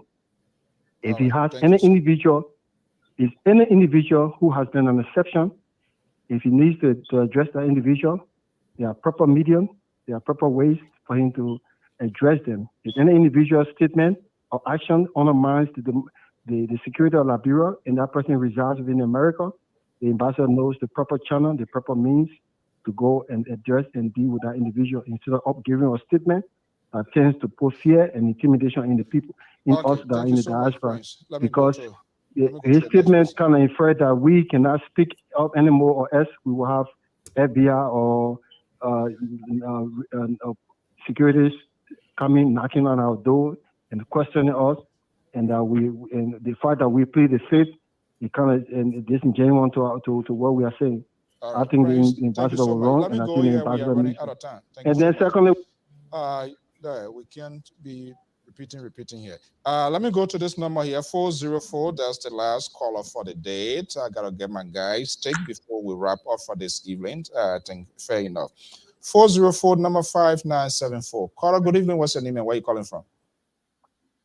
Yeah, how you doing, Mr. So, my name is Aaron Pogler. I'm calling from Atlanta, Georgia. Aaron, welcome. How to you the guys show. doing this evening? Great. Let's hear from you. Yeah, let me first of all disagree with the caller who just left the phone. Number one, every time things happen in Liberia, you know, especially when it comes to the government, people in the diaspora, especially opposition media moguls and stuff like that, they would get up and start making statements and stuff like that. And that's exactly why the American ambassador was said what he said today. That's the exact reason why. Because people blame the government all the time for everything that goes on in the country. But what the root cause is coming from, they don't want to talk about it. Anything happening now is George Weah government. Before President Weah got into office, all these things that we're seeing today in Liberia, mysterious death, all these other things that were happening in Liberia before. I grew up in Liberia. I was 22 years old when I came to this country. So I grew up in Liberia. Okay? So nobody will tell me that things that are happening now are all strange to Liberia, especially those ones who were there from the 80s up to 2000 before the war, after the war. You understand what I'm saying? So I disagree with him. The American ambassador statement was not reckless at all. He was just telling people that, what we talk, especially on Facebook or on any social media platform, have the propensity to destroy or disrupt the peace in Liberia. And that's all he was saying, that we should be careful when we come out to speak. Okay? Lastly, but not the least, I want to agree with the other caller that just called and was talking about solution about the University of Liberia. I think he's right. The campus is right there, by the Capitol building and, the mansion and stuff like that. I don't think the University of Liberia campus is supposed to be over there. They need to find somewhere to put it. Then let's see if a lawmaker can walk from his house to go on the campus and carry a group of people there. So I think the caller was right. That's one of the solutions. And I want to college in America here. Every college got their own campus police. Okay? The college form their own campus police. The government don't have to give the college money. So all the money that the government giving to the university, they can organize their own college police. All they got to do, send the police officers to the police academy to train, so they can be certified to carry, firearms or whatsoever weapon they will use to defend themselves or against any riots and things like that. So I just want to thank you guys. Great conversation. I'm following. Aaron, thank you so much for always being a follower of the Liberia Public Radio. Your views, your opinions are always. We create this forum to make all voices heard. No one will be left behind. Thank you so much. Okay, let's come back again to our views, opinions expressed on this network. Is no way the voices of the analysts, the management, the editorial staff, but we facilitate these hardcore conversations. Gentlemen, you heard it directly from the house's mouth. The feelings, the emotions, their thinking about their country, including what about the ambassador said. We're going to be spinning through the room now for us to sign off for tonight. But first of all, let's use 1 minute each. You listen to multiple phone calls here to get you guys' reaction. And then before we come down to the closing argument, who wants to go first? Yeah, let me go first. Let me just comment on the previous quarter talking about the ambassador's statement. I did read the ambassador's statement and I even listened to the audio part of it. I think the ambassador was speaking to a specific group of people in Nigeria, but in the diaspora. If you can recall, when Councillor Jerome read a news break on airway in Liberia, in the diaspora, we discussed on the show here. We talk about the credibility of people coming on talk show to spread sensitive information or no proof. So the ambassador maybe borrow some of our statement from us. We discussed on the show here, and we question our sister network why they would just allow Fred to just come and make some or high wave statement with all getting some good relevant information from their walk away. So I think the ambassadors is in law. That's why on the network always encourage people when you come here, you spread any information. We want to hold you accountable, to question you and to show proof, Liberia, like I said some time ago, my colleague says they disagree with me, and Emma George, I said Liberia, we are fight just it. I want democracy is going under serious tension from everyone, most especially the issue of the militancy that we've been discussing. So when people come or people spread sensitive information, most especially from the diaspora and going to Liberia, the diaspora we have enough weight. Apart from the remittances we're saying in Liberia, we have also political weight in Liberia.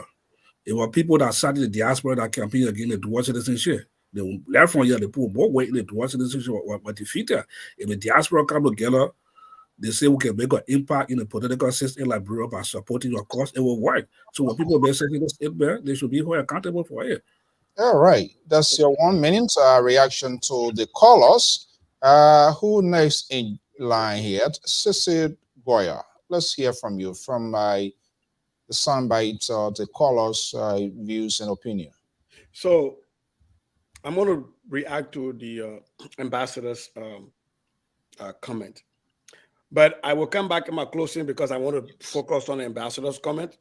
Because we forget the main reason of the gathering was not this. These were side issues. The main reason was because there were corruption fighters in Liberia. So we might not forget that part and just gloss over the side issue. This was a side show. But let's talk about the side show. I feel very vindicated on this show. I sat here and I promise you, Mr. So, I said, if Jerome Verdier provide proof of what he said, I will tell you the secret, the thing that the serpent whispered into Eve's ear to eat the fruit. And I tell you that right on the platform. We are trying to get him here, but he has not materialized. I still get a secret. Look, let me tell you something. People are misreading what the ambassador was driving at to be offense. I am not offended. I will go to where the ambassador talked about today. I am ashamed to tell you that the most irresponsible controversies to emerge in Liberia's media over the past month, singular, over the past month, not months, over the past month, have originated from the United States. What was the singularly most controversial thing that was in Liberia over the month? Is the murder. Like a diplomat. It is the murder that happened. And he said that while responsible critical observation from the Liberian diaspora can be healthy, some cowardly media personalities and political personalities have intentionally disseminated rumors or misinformation. That is a fact. He says some cowardly without facts. So I don't know why people are offended, why people are thinking this is a punch at the opposition. Opposition now within the platform that were not, Cummins didn't kind of speak on this, Gongulo didn't speak on this, why are people taking it personal? I don't understand why even government supporters running with the ambassador spoke again. No, they said the singular thing over the past month, singular word, month, not months. So for me, I take no offense. I feel vindicated by that comment by the ambassador because we sat on this platform and I pushed back hard against that narrative, asking for proof. Thank you so much. We're keeping within the 1 minute space. You settled down now? And Kamara, how you doing? Look, the ambassador has a register. How are you, Boy George? Yes, I mean, I take no offense with it. I know my view will not be silenced by anybody, so he's entitled to it. So I don't have no problem with it. When you go there, you say anything, or I can say, if you say anything that people find out that is against the law, let the law take its course. That's all. But here's the thing here. The university, I hear people, these institutions talk about university, they must move the campus.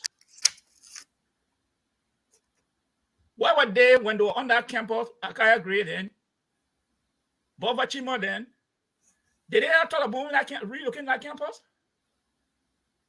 Did they ever talk of it before? Oh, because they are in power now. So the university campus must be removed.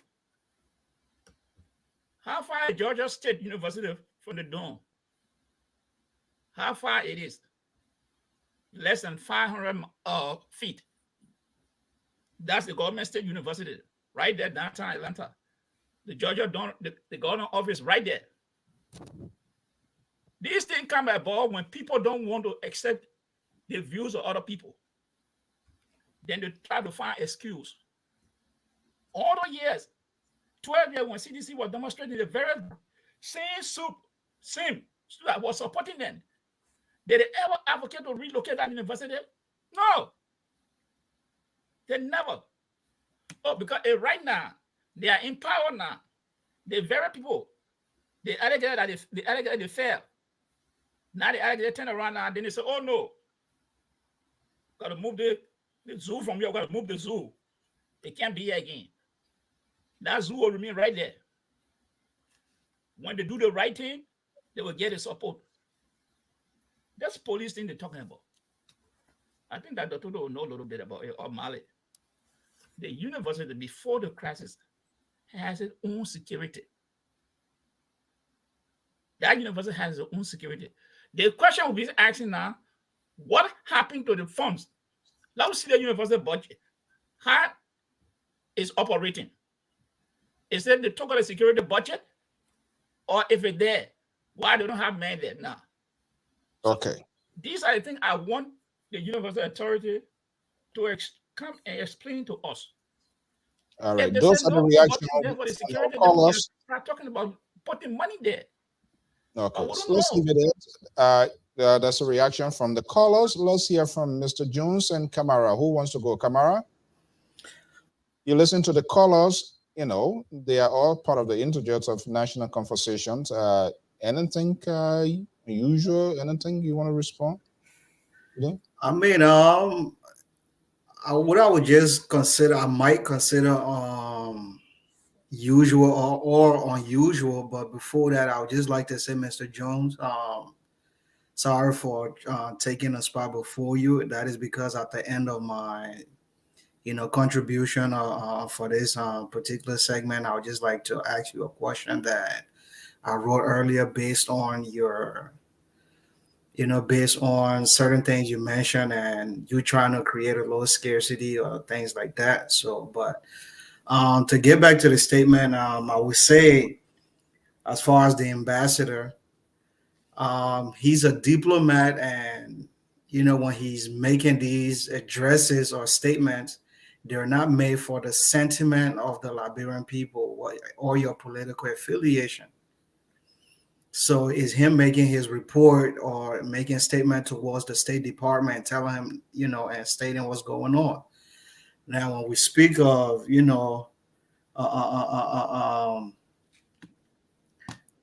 people making cowardly statements, it go back to people like Costa and Yesendi, spewing rumors and, inciting people and so forth. So just this time, the table turned and they didn't expect that coming from him when he said he was surprised, because they've been getting messages. These are people that have been talking against the government. They've supported the opposition, but they see that, they have no ground or substance to even stand on ground. So what they do, they try to create divergence and creating chaos. So those are right. All right. Those are some of the strategies. All right. Reaction from the callers. That's the beauty of this network. We do not leave no voice or voices behind. Mala Jones, let's hear from you, from our callers. Please, you don't snatch and bash my callers here. They are equally, they have shared responsibility in what is happening in Liberia. Go ahead. Well, my take here is on the University of Liberia. I think the university have been politicized since 1980. And these are some of the byproducts that are coming out of the university right now. For instance, the appointees, the president of the university is an employee of His Excellency President George Weah. And Askara Gray is also a senior member of the CDC. So have you asked yourself, why is it that another party is going on the university campus and the president shutting the door quickly and not telling him, don't come here? We need to think about that. Two, the next thing we need to think about is that the proximity of the university to the seat of government, I don't think it's a problem. The problem here, even the removal of the president and all his deputies, I don't think it's the problem. The problem here is structure, policy, and how they enforcement. And the university will have to do that in conjunction with the student leadership. And if possible, invite the host to be part of this thing, because the host need to inform, the president need to inform the host of the unbecoming behavior of that representative. But because there is no policy, anybody can walk on our campus to do anything at any time. Which representative? Which representative? Askara Gray. Okay. Yes. Because there's no policy, I notice everything is broken down. Anybody can walk on the university and call conference and do anything at any time. And that's the sad part. That's the sad part. What we are about to draw the curtains, and those were responses from our callers. We're going to be making our closest argument, and if you have a recommendation to national government, to civil society, to all of us, to our voters, you can do that. It's 10:01. We should be here 10 o'clock, but we're going to use another extra minute to condense, to sum up the argument here this evening, and your most takeaway here. So let's get a ball rolling. Who wants to take the lead? Yeah, let me take the lead. Also be the lead. Let me say my closest statement on this. First, let me say thanks to the bureau callers and also the analysts. Good discussion. My closest statement, I want to put it heavy on the Attorney General, Musa D, or the Justice Minister. I think by now, if our president, this guy been fired a long time ago, because this is the second time, even before the incident of Justice Out, when she came out on level of ventilating, he was aware of it. There were no security measures put in place, and the incident occurred. Askara Gray made this statement a week. Even though he says he's a lawmaker, he made a statement. And he was not even caution, or even for the police to even send a word of caution out, or even the Justice Ministry to issue a statement, because they know it will be a violent confrontation.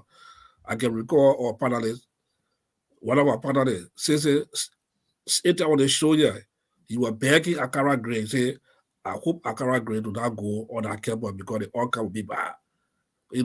If people can sit and discuss it, those are in higher institutions in government like Bureau, the Justice Ministry, who's supposed to enforce the law and cannot even speak on this thing.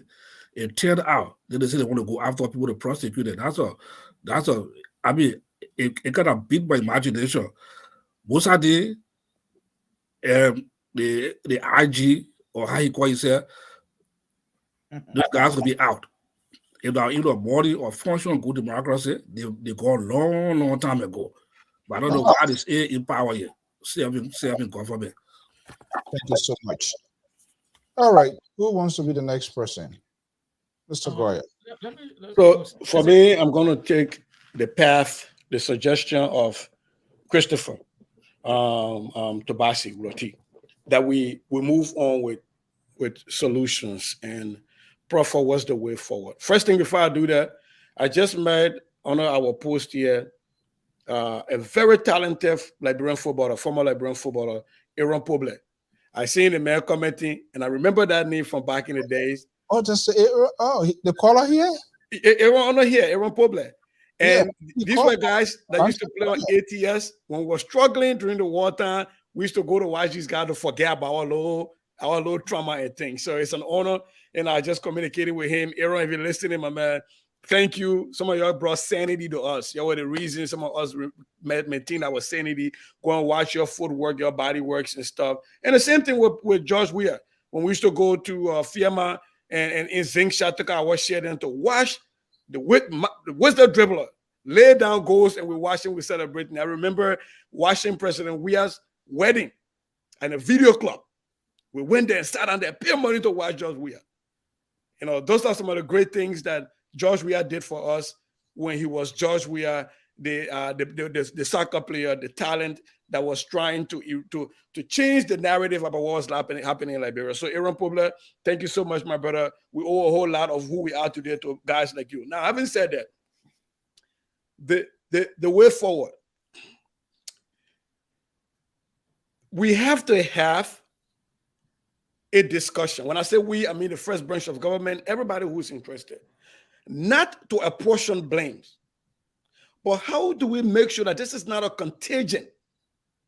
There was one caller who spoke. I know he spoke because he was, speaking about CDC and say when the other people do the thing, we react, and the government can't kind of because police, will be looked at wrongly. I understood what he was trying to say is that somebody can only be pushed so far, so long, and at some point in time, we start seeing that the law enforcement is not working for us, or when they start to work, when they want to defend us, then it gets put in a different narrative. So law enforcement is leaving us vulnerable. Those are Liberians that are saying that they see themselves as being vulnerable. Forget about the party hat they're wearing. How do we move forward? How do we have a national conscious conversation at the legislature to say, look, Pa Josh, LU being whatever forever, I agree. But we all know that just security-wise, that is not a good place. LU is right there facing the three branches, the three seats of the three branches of government. And it's congested over there. Just like we moved Ellen tried to move the cabinets down, all the way down, even though it's not a smart enough place, but it's farther away from Central Monrovia. We need to think about how do we relocate, how do we decentralize LU so that there's a branch in Georgia, there's a branch in other places, and that campus can just be maybe administrative head campuses. But how do we make sure that what happened the last time doesn't happen anymore? And when I say what happened, it's not just to when Akaras Gray reacted. It's what led to Akaras Gray reacting and what led to those students doing what they did before Akaras Gray reacted. We have to go back and look at this thing and have a national conversation for the way forward. The ambassador's speech, I think it lays out a container. We as Liquid have to take the shape of that container. Ambassador spoke about the issue on LU campuses. He also spoke about the issue of FGM, female genital mutilation. He spoke about that before coming to the issue of we have to be responsible. There are people watching us, Mr. So. There are people in Liberia who pay their hard-earned money to buy data to watch us.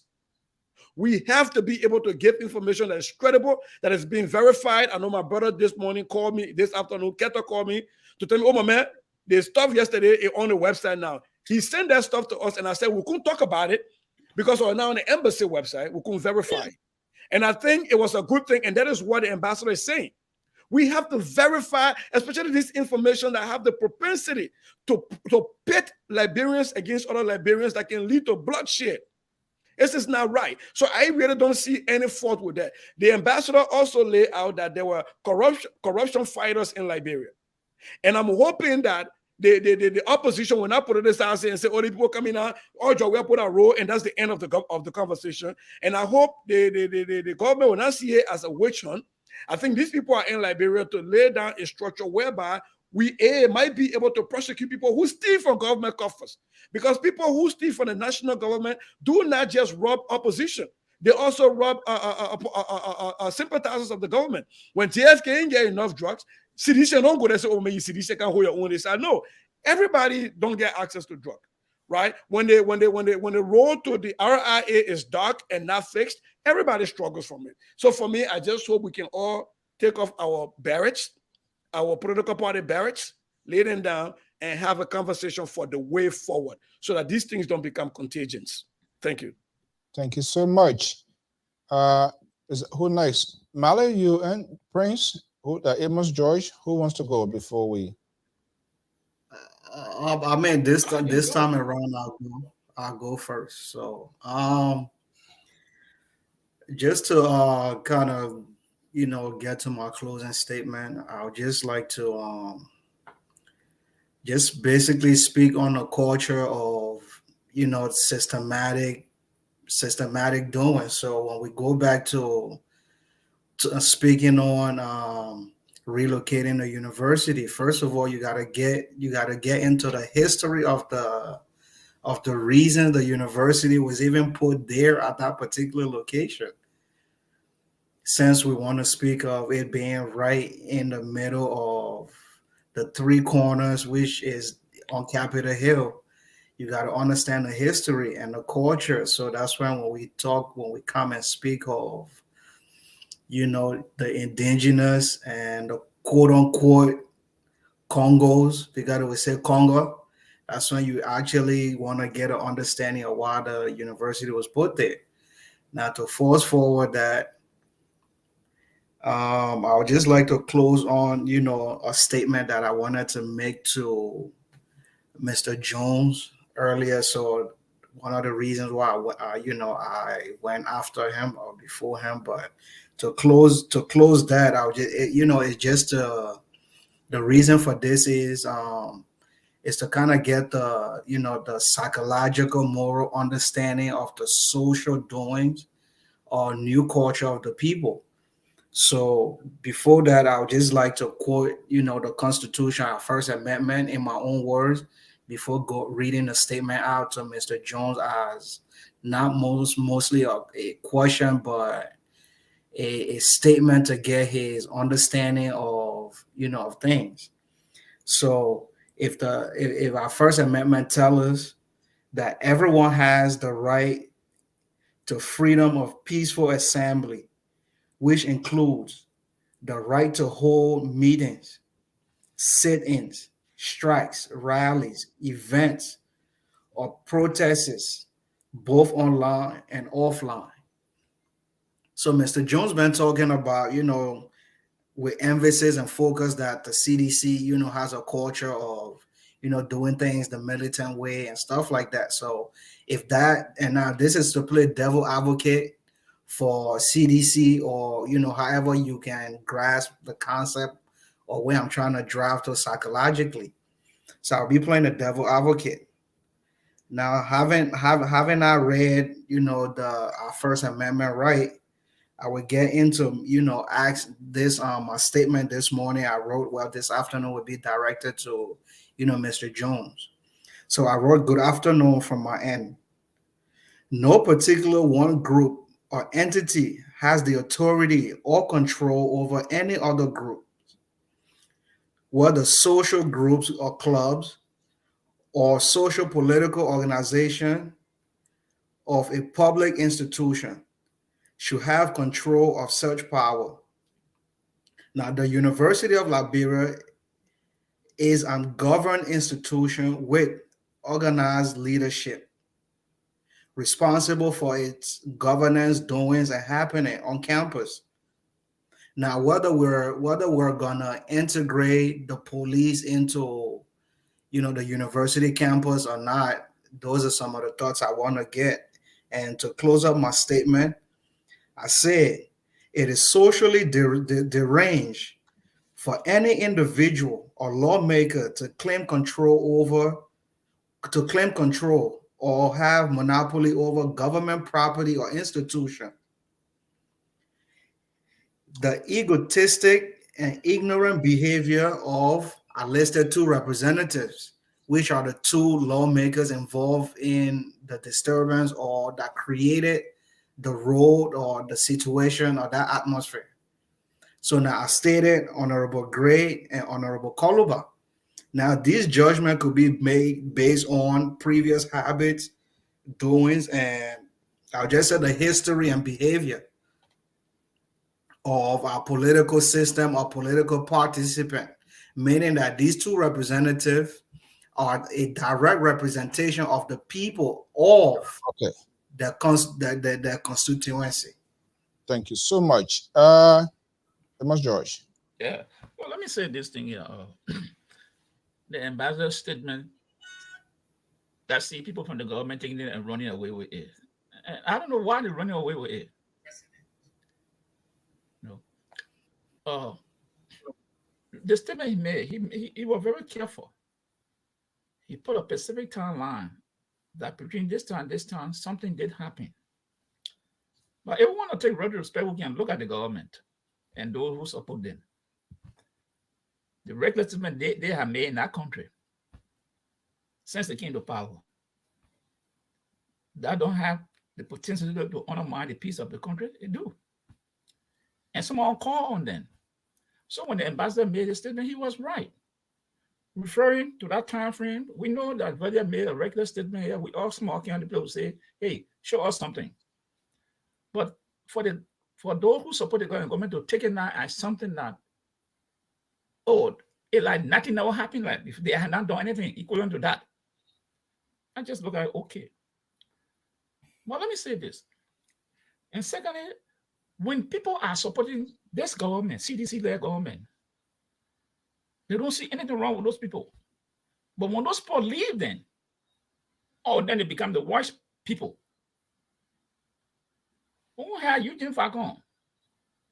Well, Deputy Minister of Press and Public Affairs, my good old friend. While he was speaking out there, CDC held him. This very ambassador, no, I think it was a lady at the time, they had to issue a statement that they had to suspend him for a week. Eugene Falcon. He was the darling boy of them then. Today, he's the worst enemy of them. Costa. When the Ebola deal came up, we were saying it was that was an ugly deal. Costa was on the network supporting the government. Say if the opposition does not want to work with the government, Costa will support. That's a genuine deal. He's supporting it. They had Costa up there.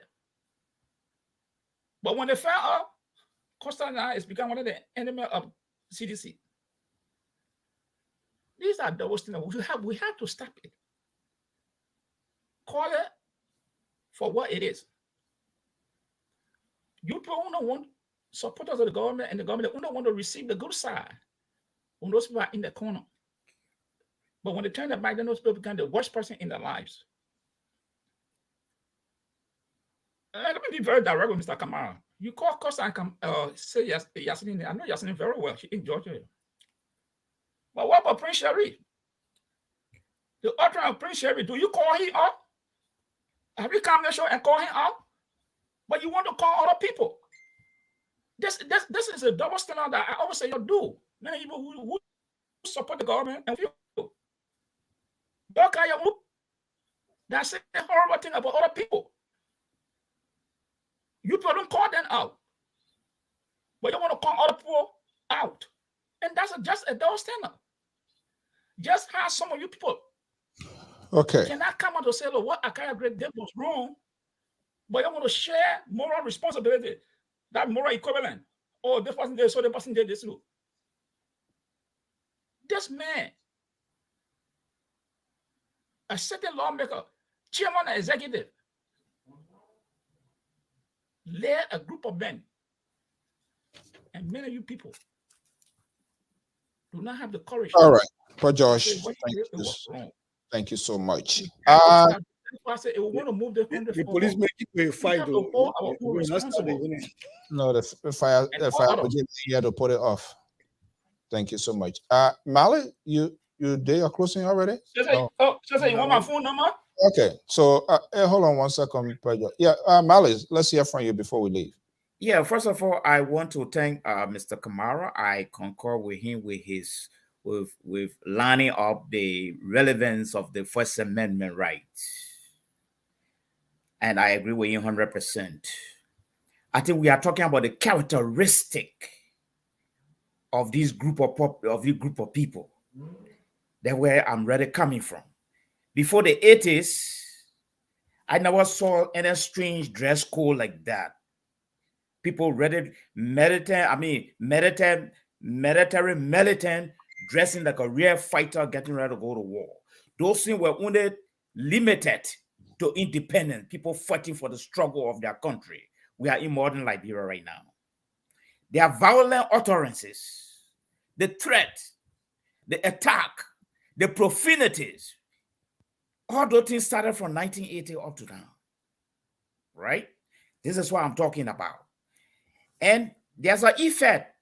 The effect here is that these things drive away investors. It creates an atmosphere of intimidation. People get scared to go to Liberia. And even the very Western embassy in Liberia there, they are focusing on this group because they have the potential to even do a lot in the election. They were already coming from. And they are in all the political parties. Yes, let me that point of correction. All right? But the CDC might be leading a bit. And I stand by that because I have a lot of friends there.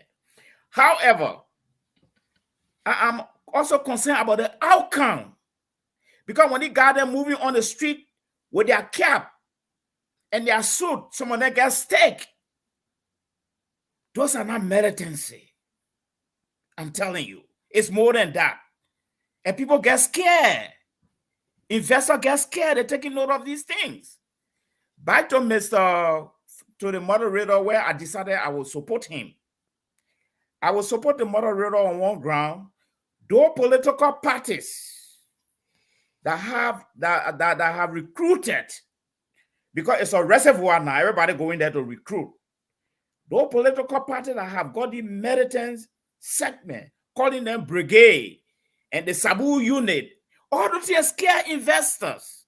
Let them meet and say, from now on, that dress code, where you put in your hat, they wear your red hat, your dress code, we don't want to see it again.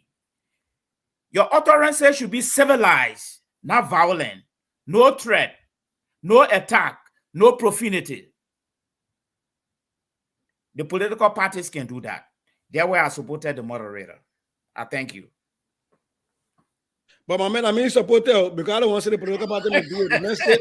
The man said I'm gonna go to OAU. Okay, I support the two of you.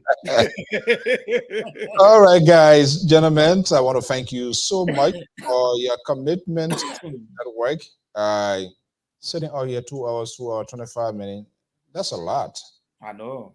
It's more than burning the natural calories that was supposed to be burned, isn't Is it? Well, we want to thank you so much for your time. ANC pay my phone bill yet, so I can't get the number. ANC pay the phone bill yet.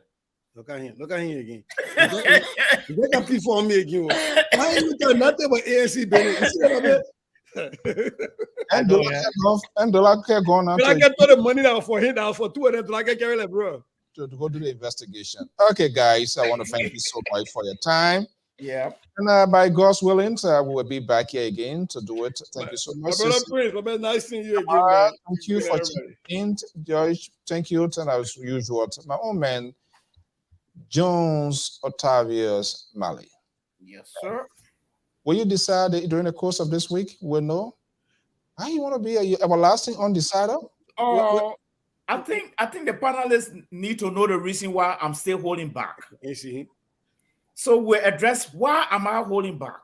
When he announces, because I have just added a new variable to why I should join the political party. Now, I want a party that will uplift the Accra, the Akosombo Accra LPP. But here the thing, when Jones declared, and then Councillor Verger tell us, they give us the proof, we will announce our VP candidate right after that. I don't think we know your VP candidate, especially with Vargas. Okay, guys. All right. Thank you. So before you announce, I just need a few straws of your broom. Okay. Corruption people in time, don't steal our broom straw.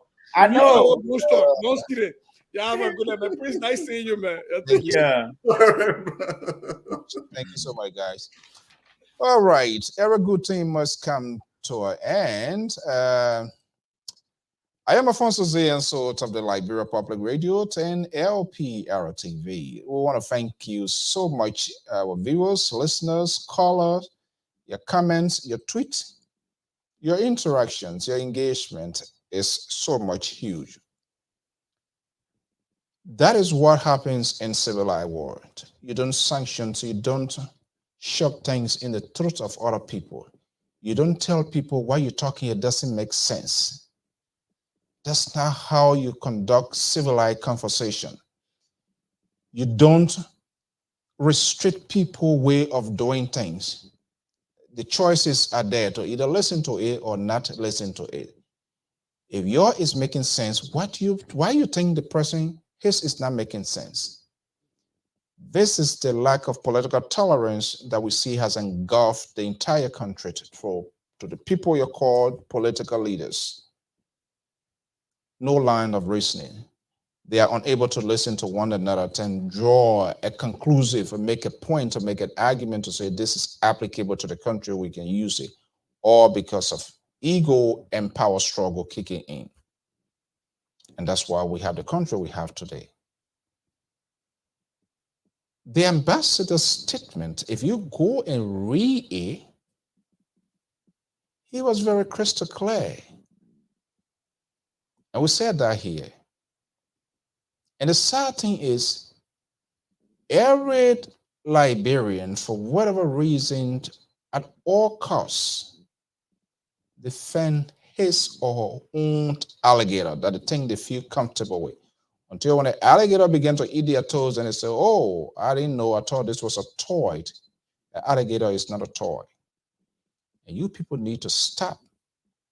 It only get a taste when it satisfies you as an individual, but you refuse on purpose to look at what the country is going to benefit. This is the high call of hypocrisy. And you people, to the extent that you can't even tell the very people that you support if they are going off track, to even raise a finger and tell them, yes, I support you, but this is not in the interest of the country. A diplomat, a good diplomat will speak in a specific tone. Not that your yeah way of talking. They don't just call name. They speak in an accusatory tone. Only people with the few knowledge and wisdom and who understands the lines of communication and how it is being channeled will understand their language they speak in. And we frown on that. We send that open challenge to Councillor Verdier.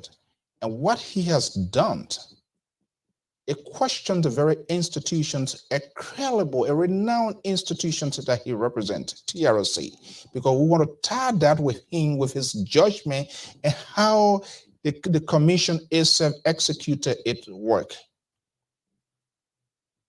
It's becoming glaring. Hearing what we're hearing today, we cannot tell you the embassy, they speak with former Chief Justice, former Justice Minister Gloria Scott on this. We can tell you for sure.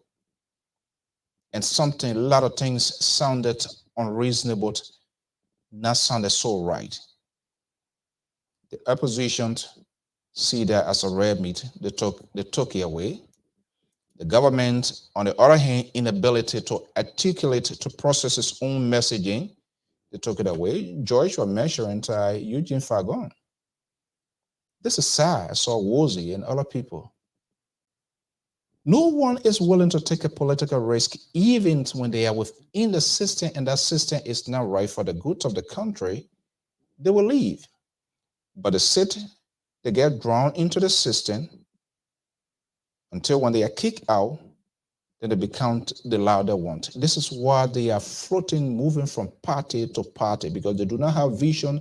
They do not have anything to offer, anything for whatever reason that will come their way for self-aggrandizement. They go for it. No value, no political ideology attached to their doings. So hypocrites. And they think the country is going to be like that. The ambassador doesn't care for you. You need him. When you're ready, then you can. Okay, let the international community. Who is the chief source or who is the chief principal of the international community when you're making reference to international community? It's the United States of America. The United States has the ability, if you go into even the EU or whatever, they can tell them, say, hey, pull hard to that. They will do it because they are huge donors of what is happening all over the world.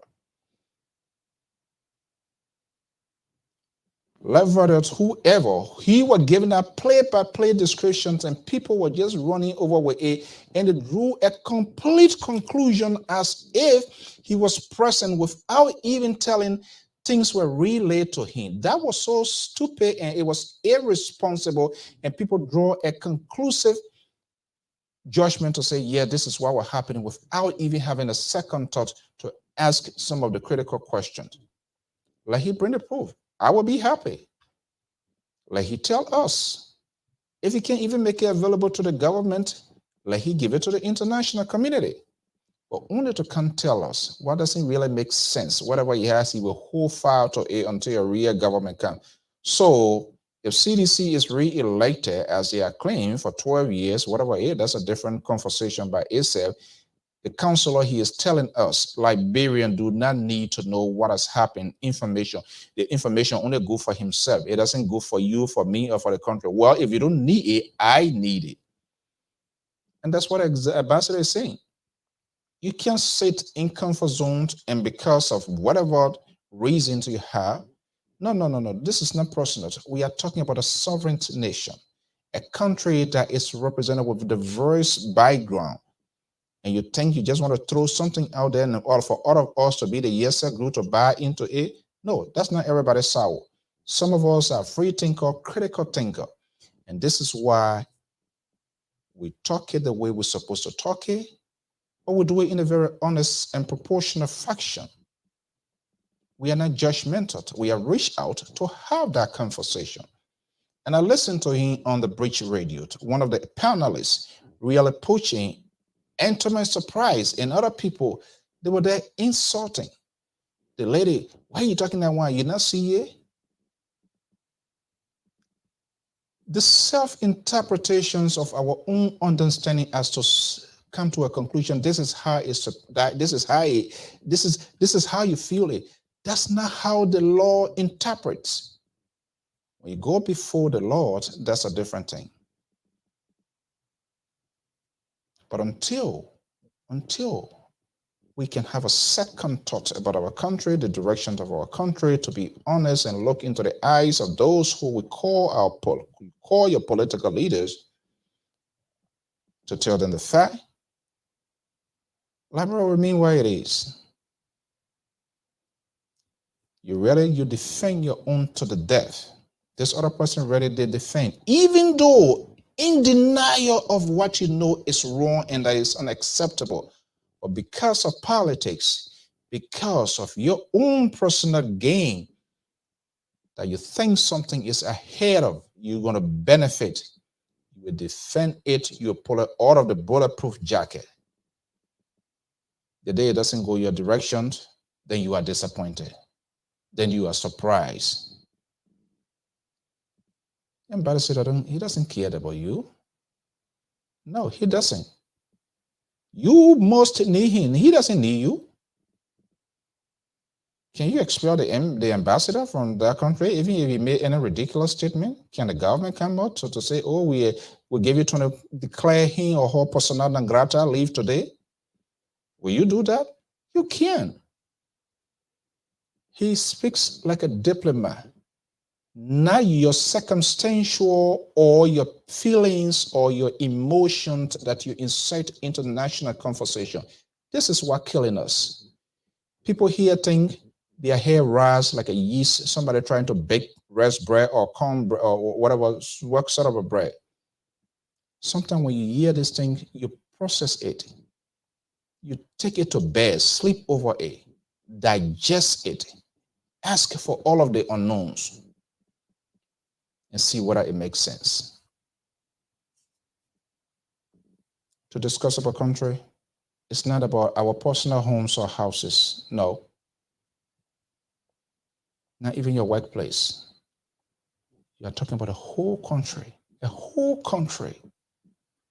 Think about how many tribes in that country, how many counties in that country. Think about the disagreement, the culture, the diversities, all embedded within that country. That's what we are talking about. And this is what we intend to do on this network. This is why we don't necessarily tell you what you want to hear. We tell you some high core unbearable, that doesn't pivot in your political corner. But we are very grateful. Despite all of that, you still come here. And that's what we want you to do. We all, including we who serve as a facilitator of this conversation, we must be held accountable of things that we say, things that comes out of our mouth. When we become selective, this is what I want to hear. I don't want to hear this. Then you are not a committed person. That's not how they come. In a community, you will see some people be drumming, some people crying, some people doing whatever they can to make the community to be why it is. It shouldn't just be only you. We want to thank you so much for sharing your evening to your morning with us.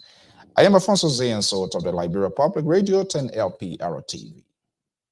More conversations to come in the days ahead. Until we all have a second thought of our country, and that all of us, your comment. This is why when people call here, we ask you, because when you come, you call here and make some ridiculous comments or statement, you must be held accountable for it. You must answer the how, the why, and the when.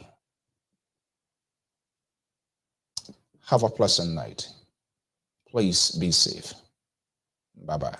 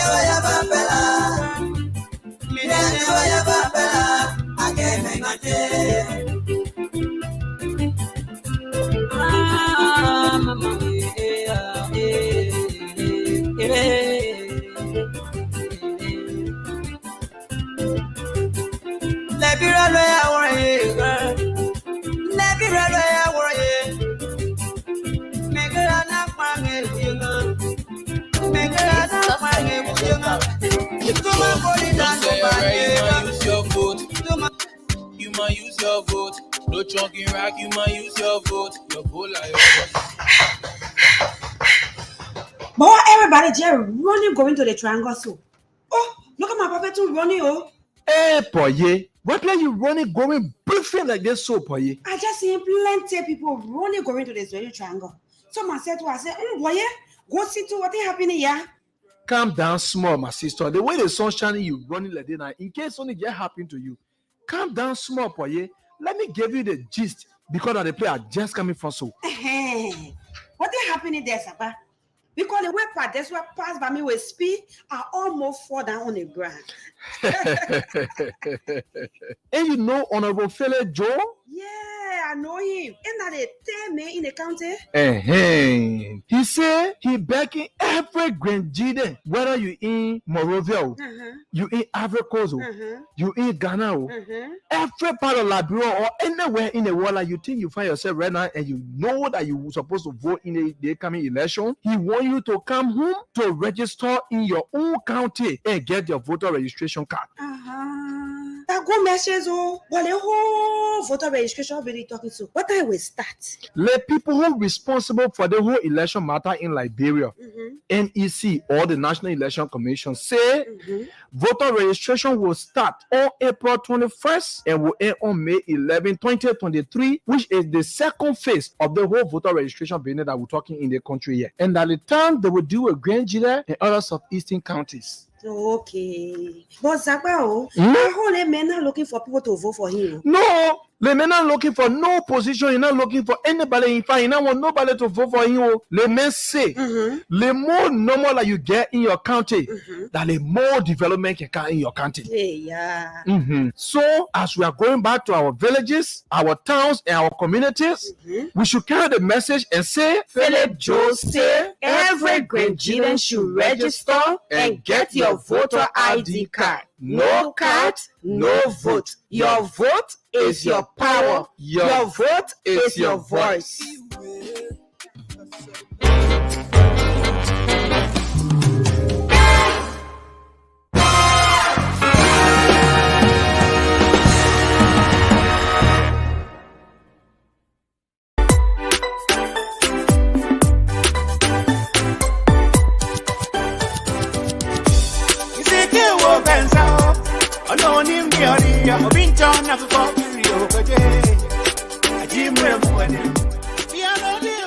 Welcome to Fiber King of Woodland. Everyone that's looking for a nice African for wedding, whatever fiber you need, you can just come over here. You have all this nice stuff. If you need a Chevy, you guys can come over here for baby shower, for wedding. You guys are welcome. She have really nice stuff. You can see all over there, all those men over here. You don't have to go to the theater and then they're going to be telling you all kind of stories. You can just come here. They're already made. And for ladies, you can just look for whatever fiber you're looking for and match it for the men.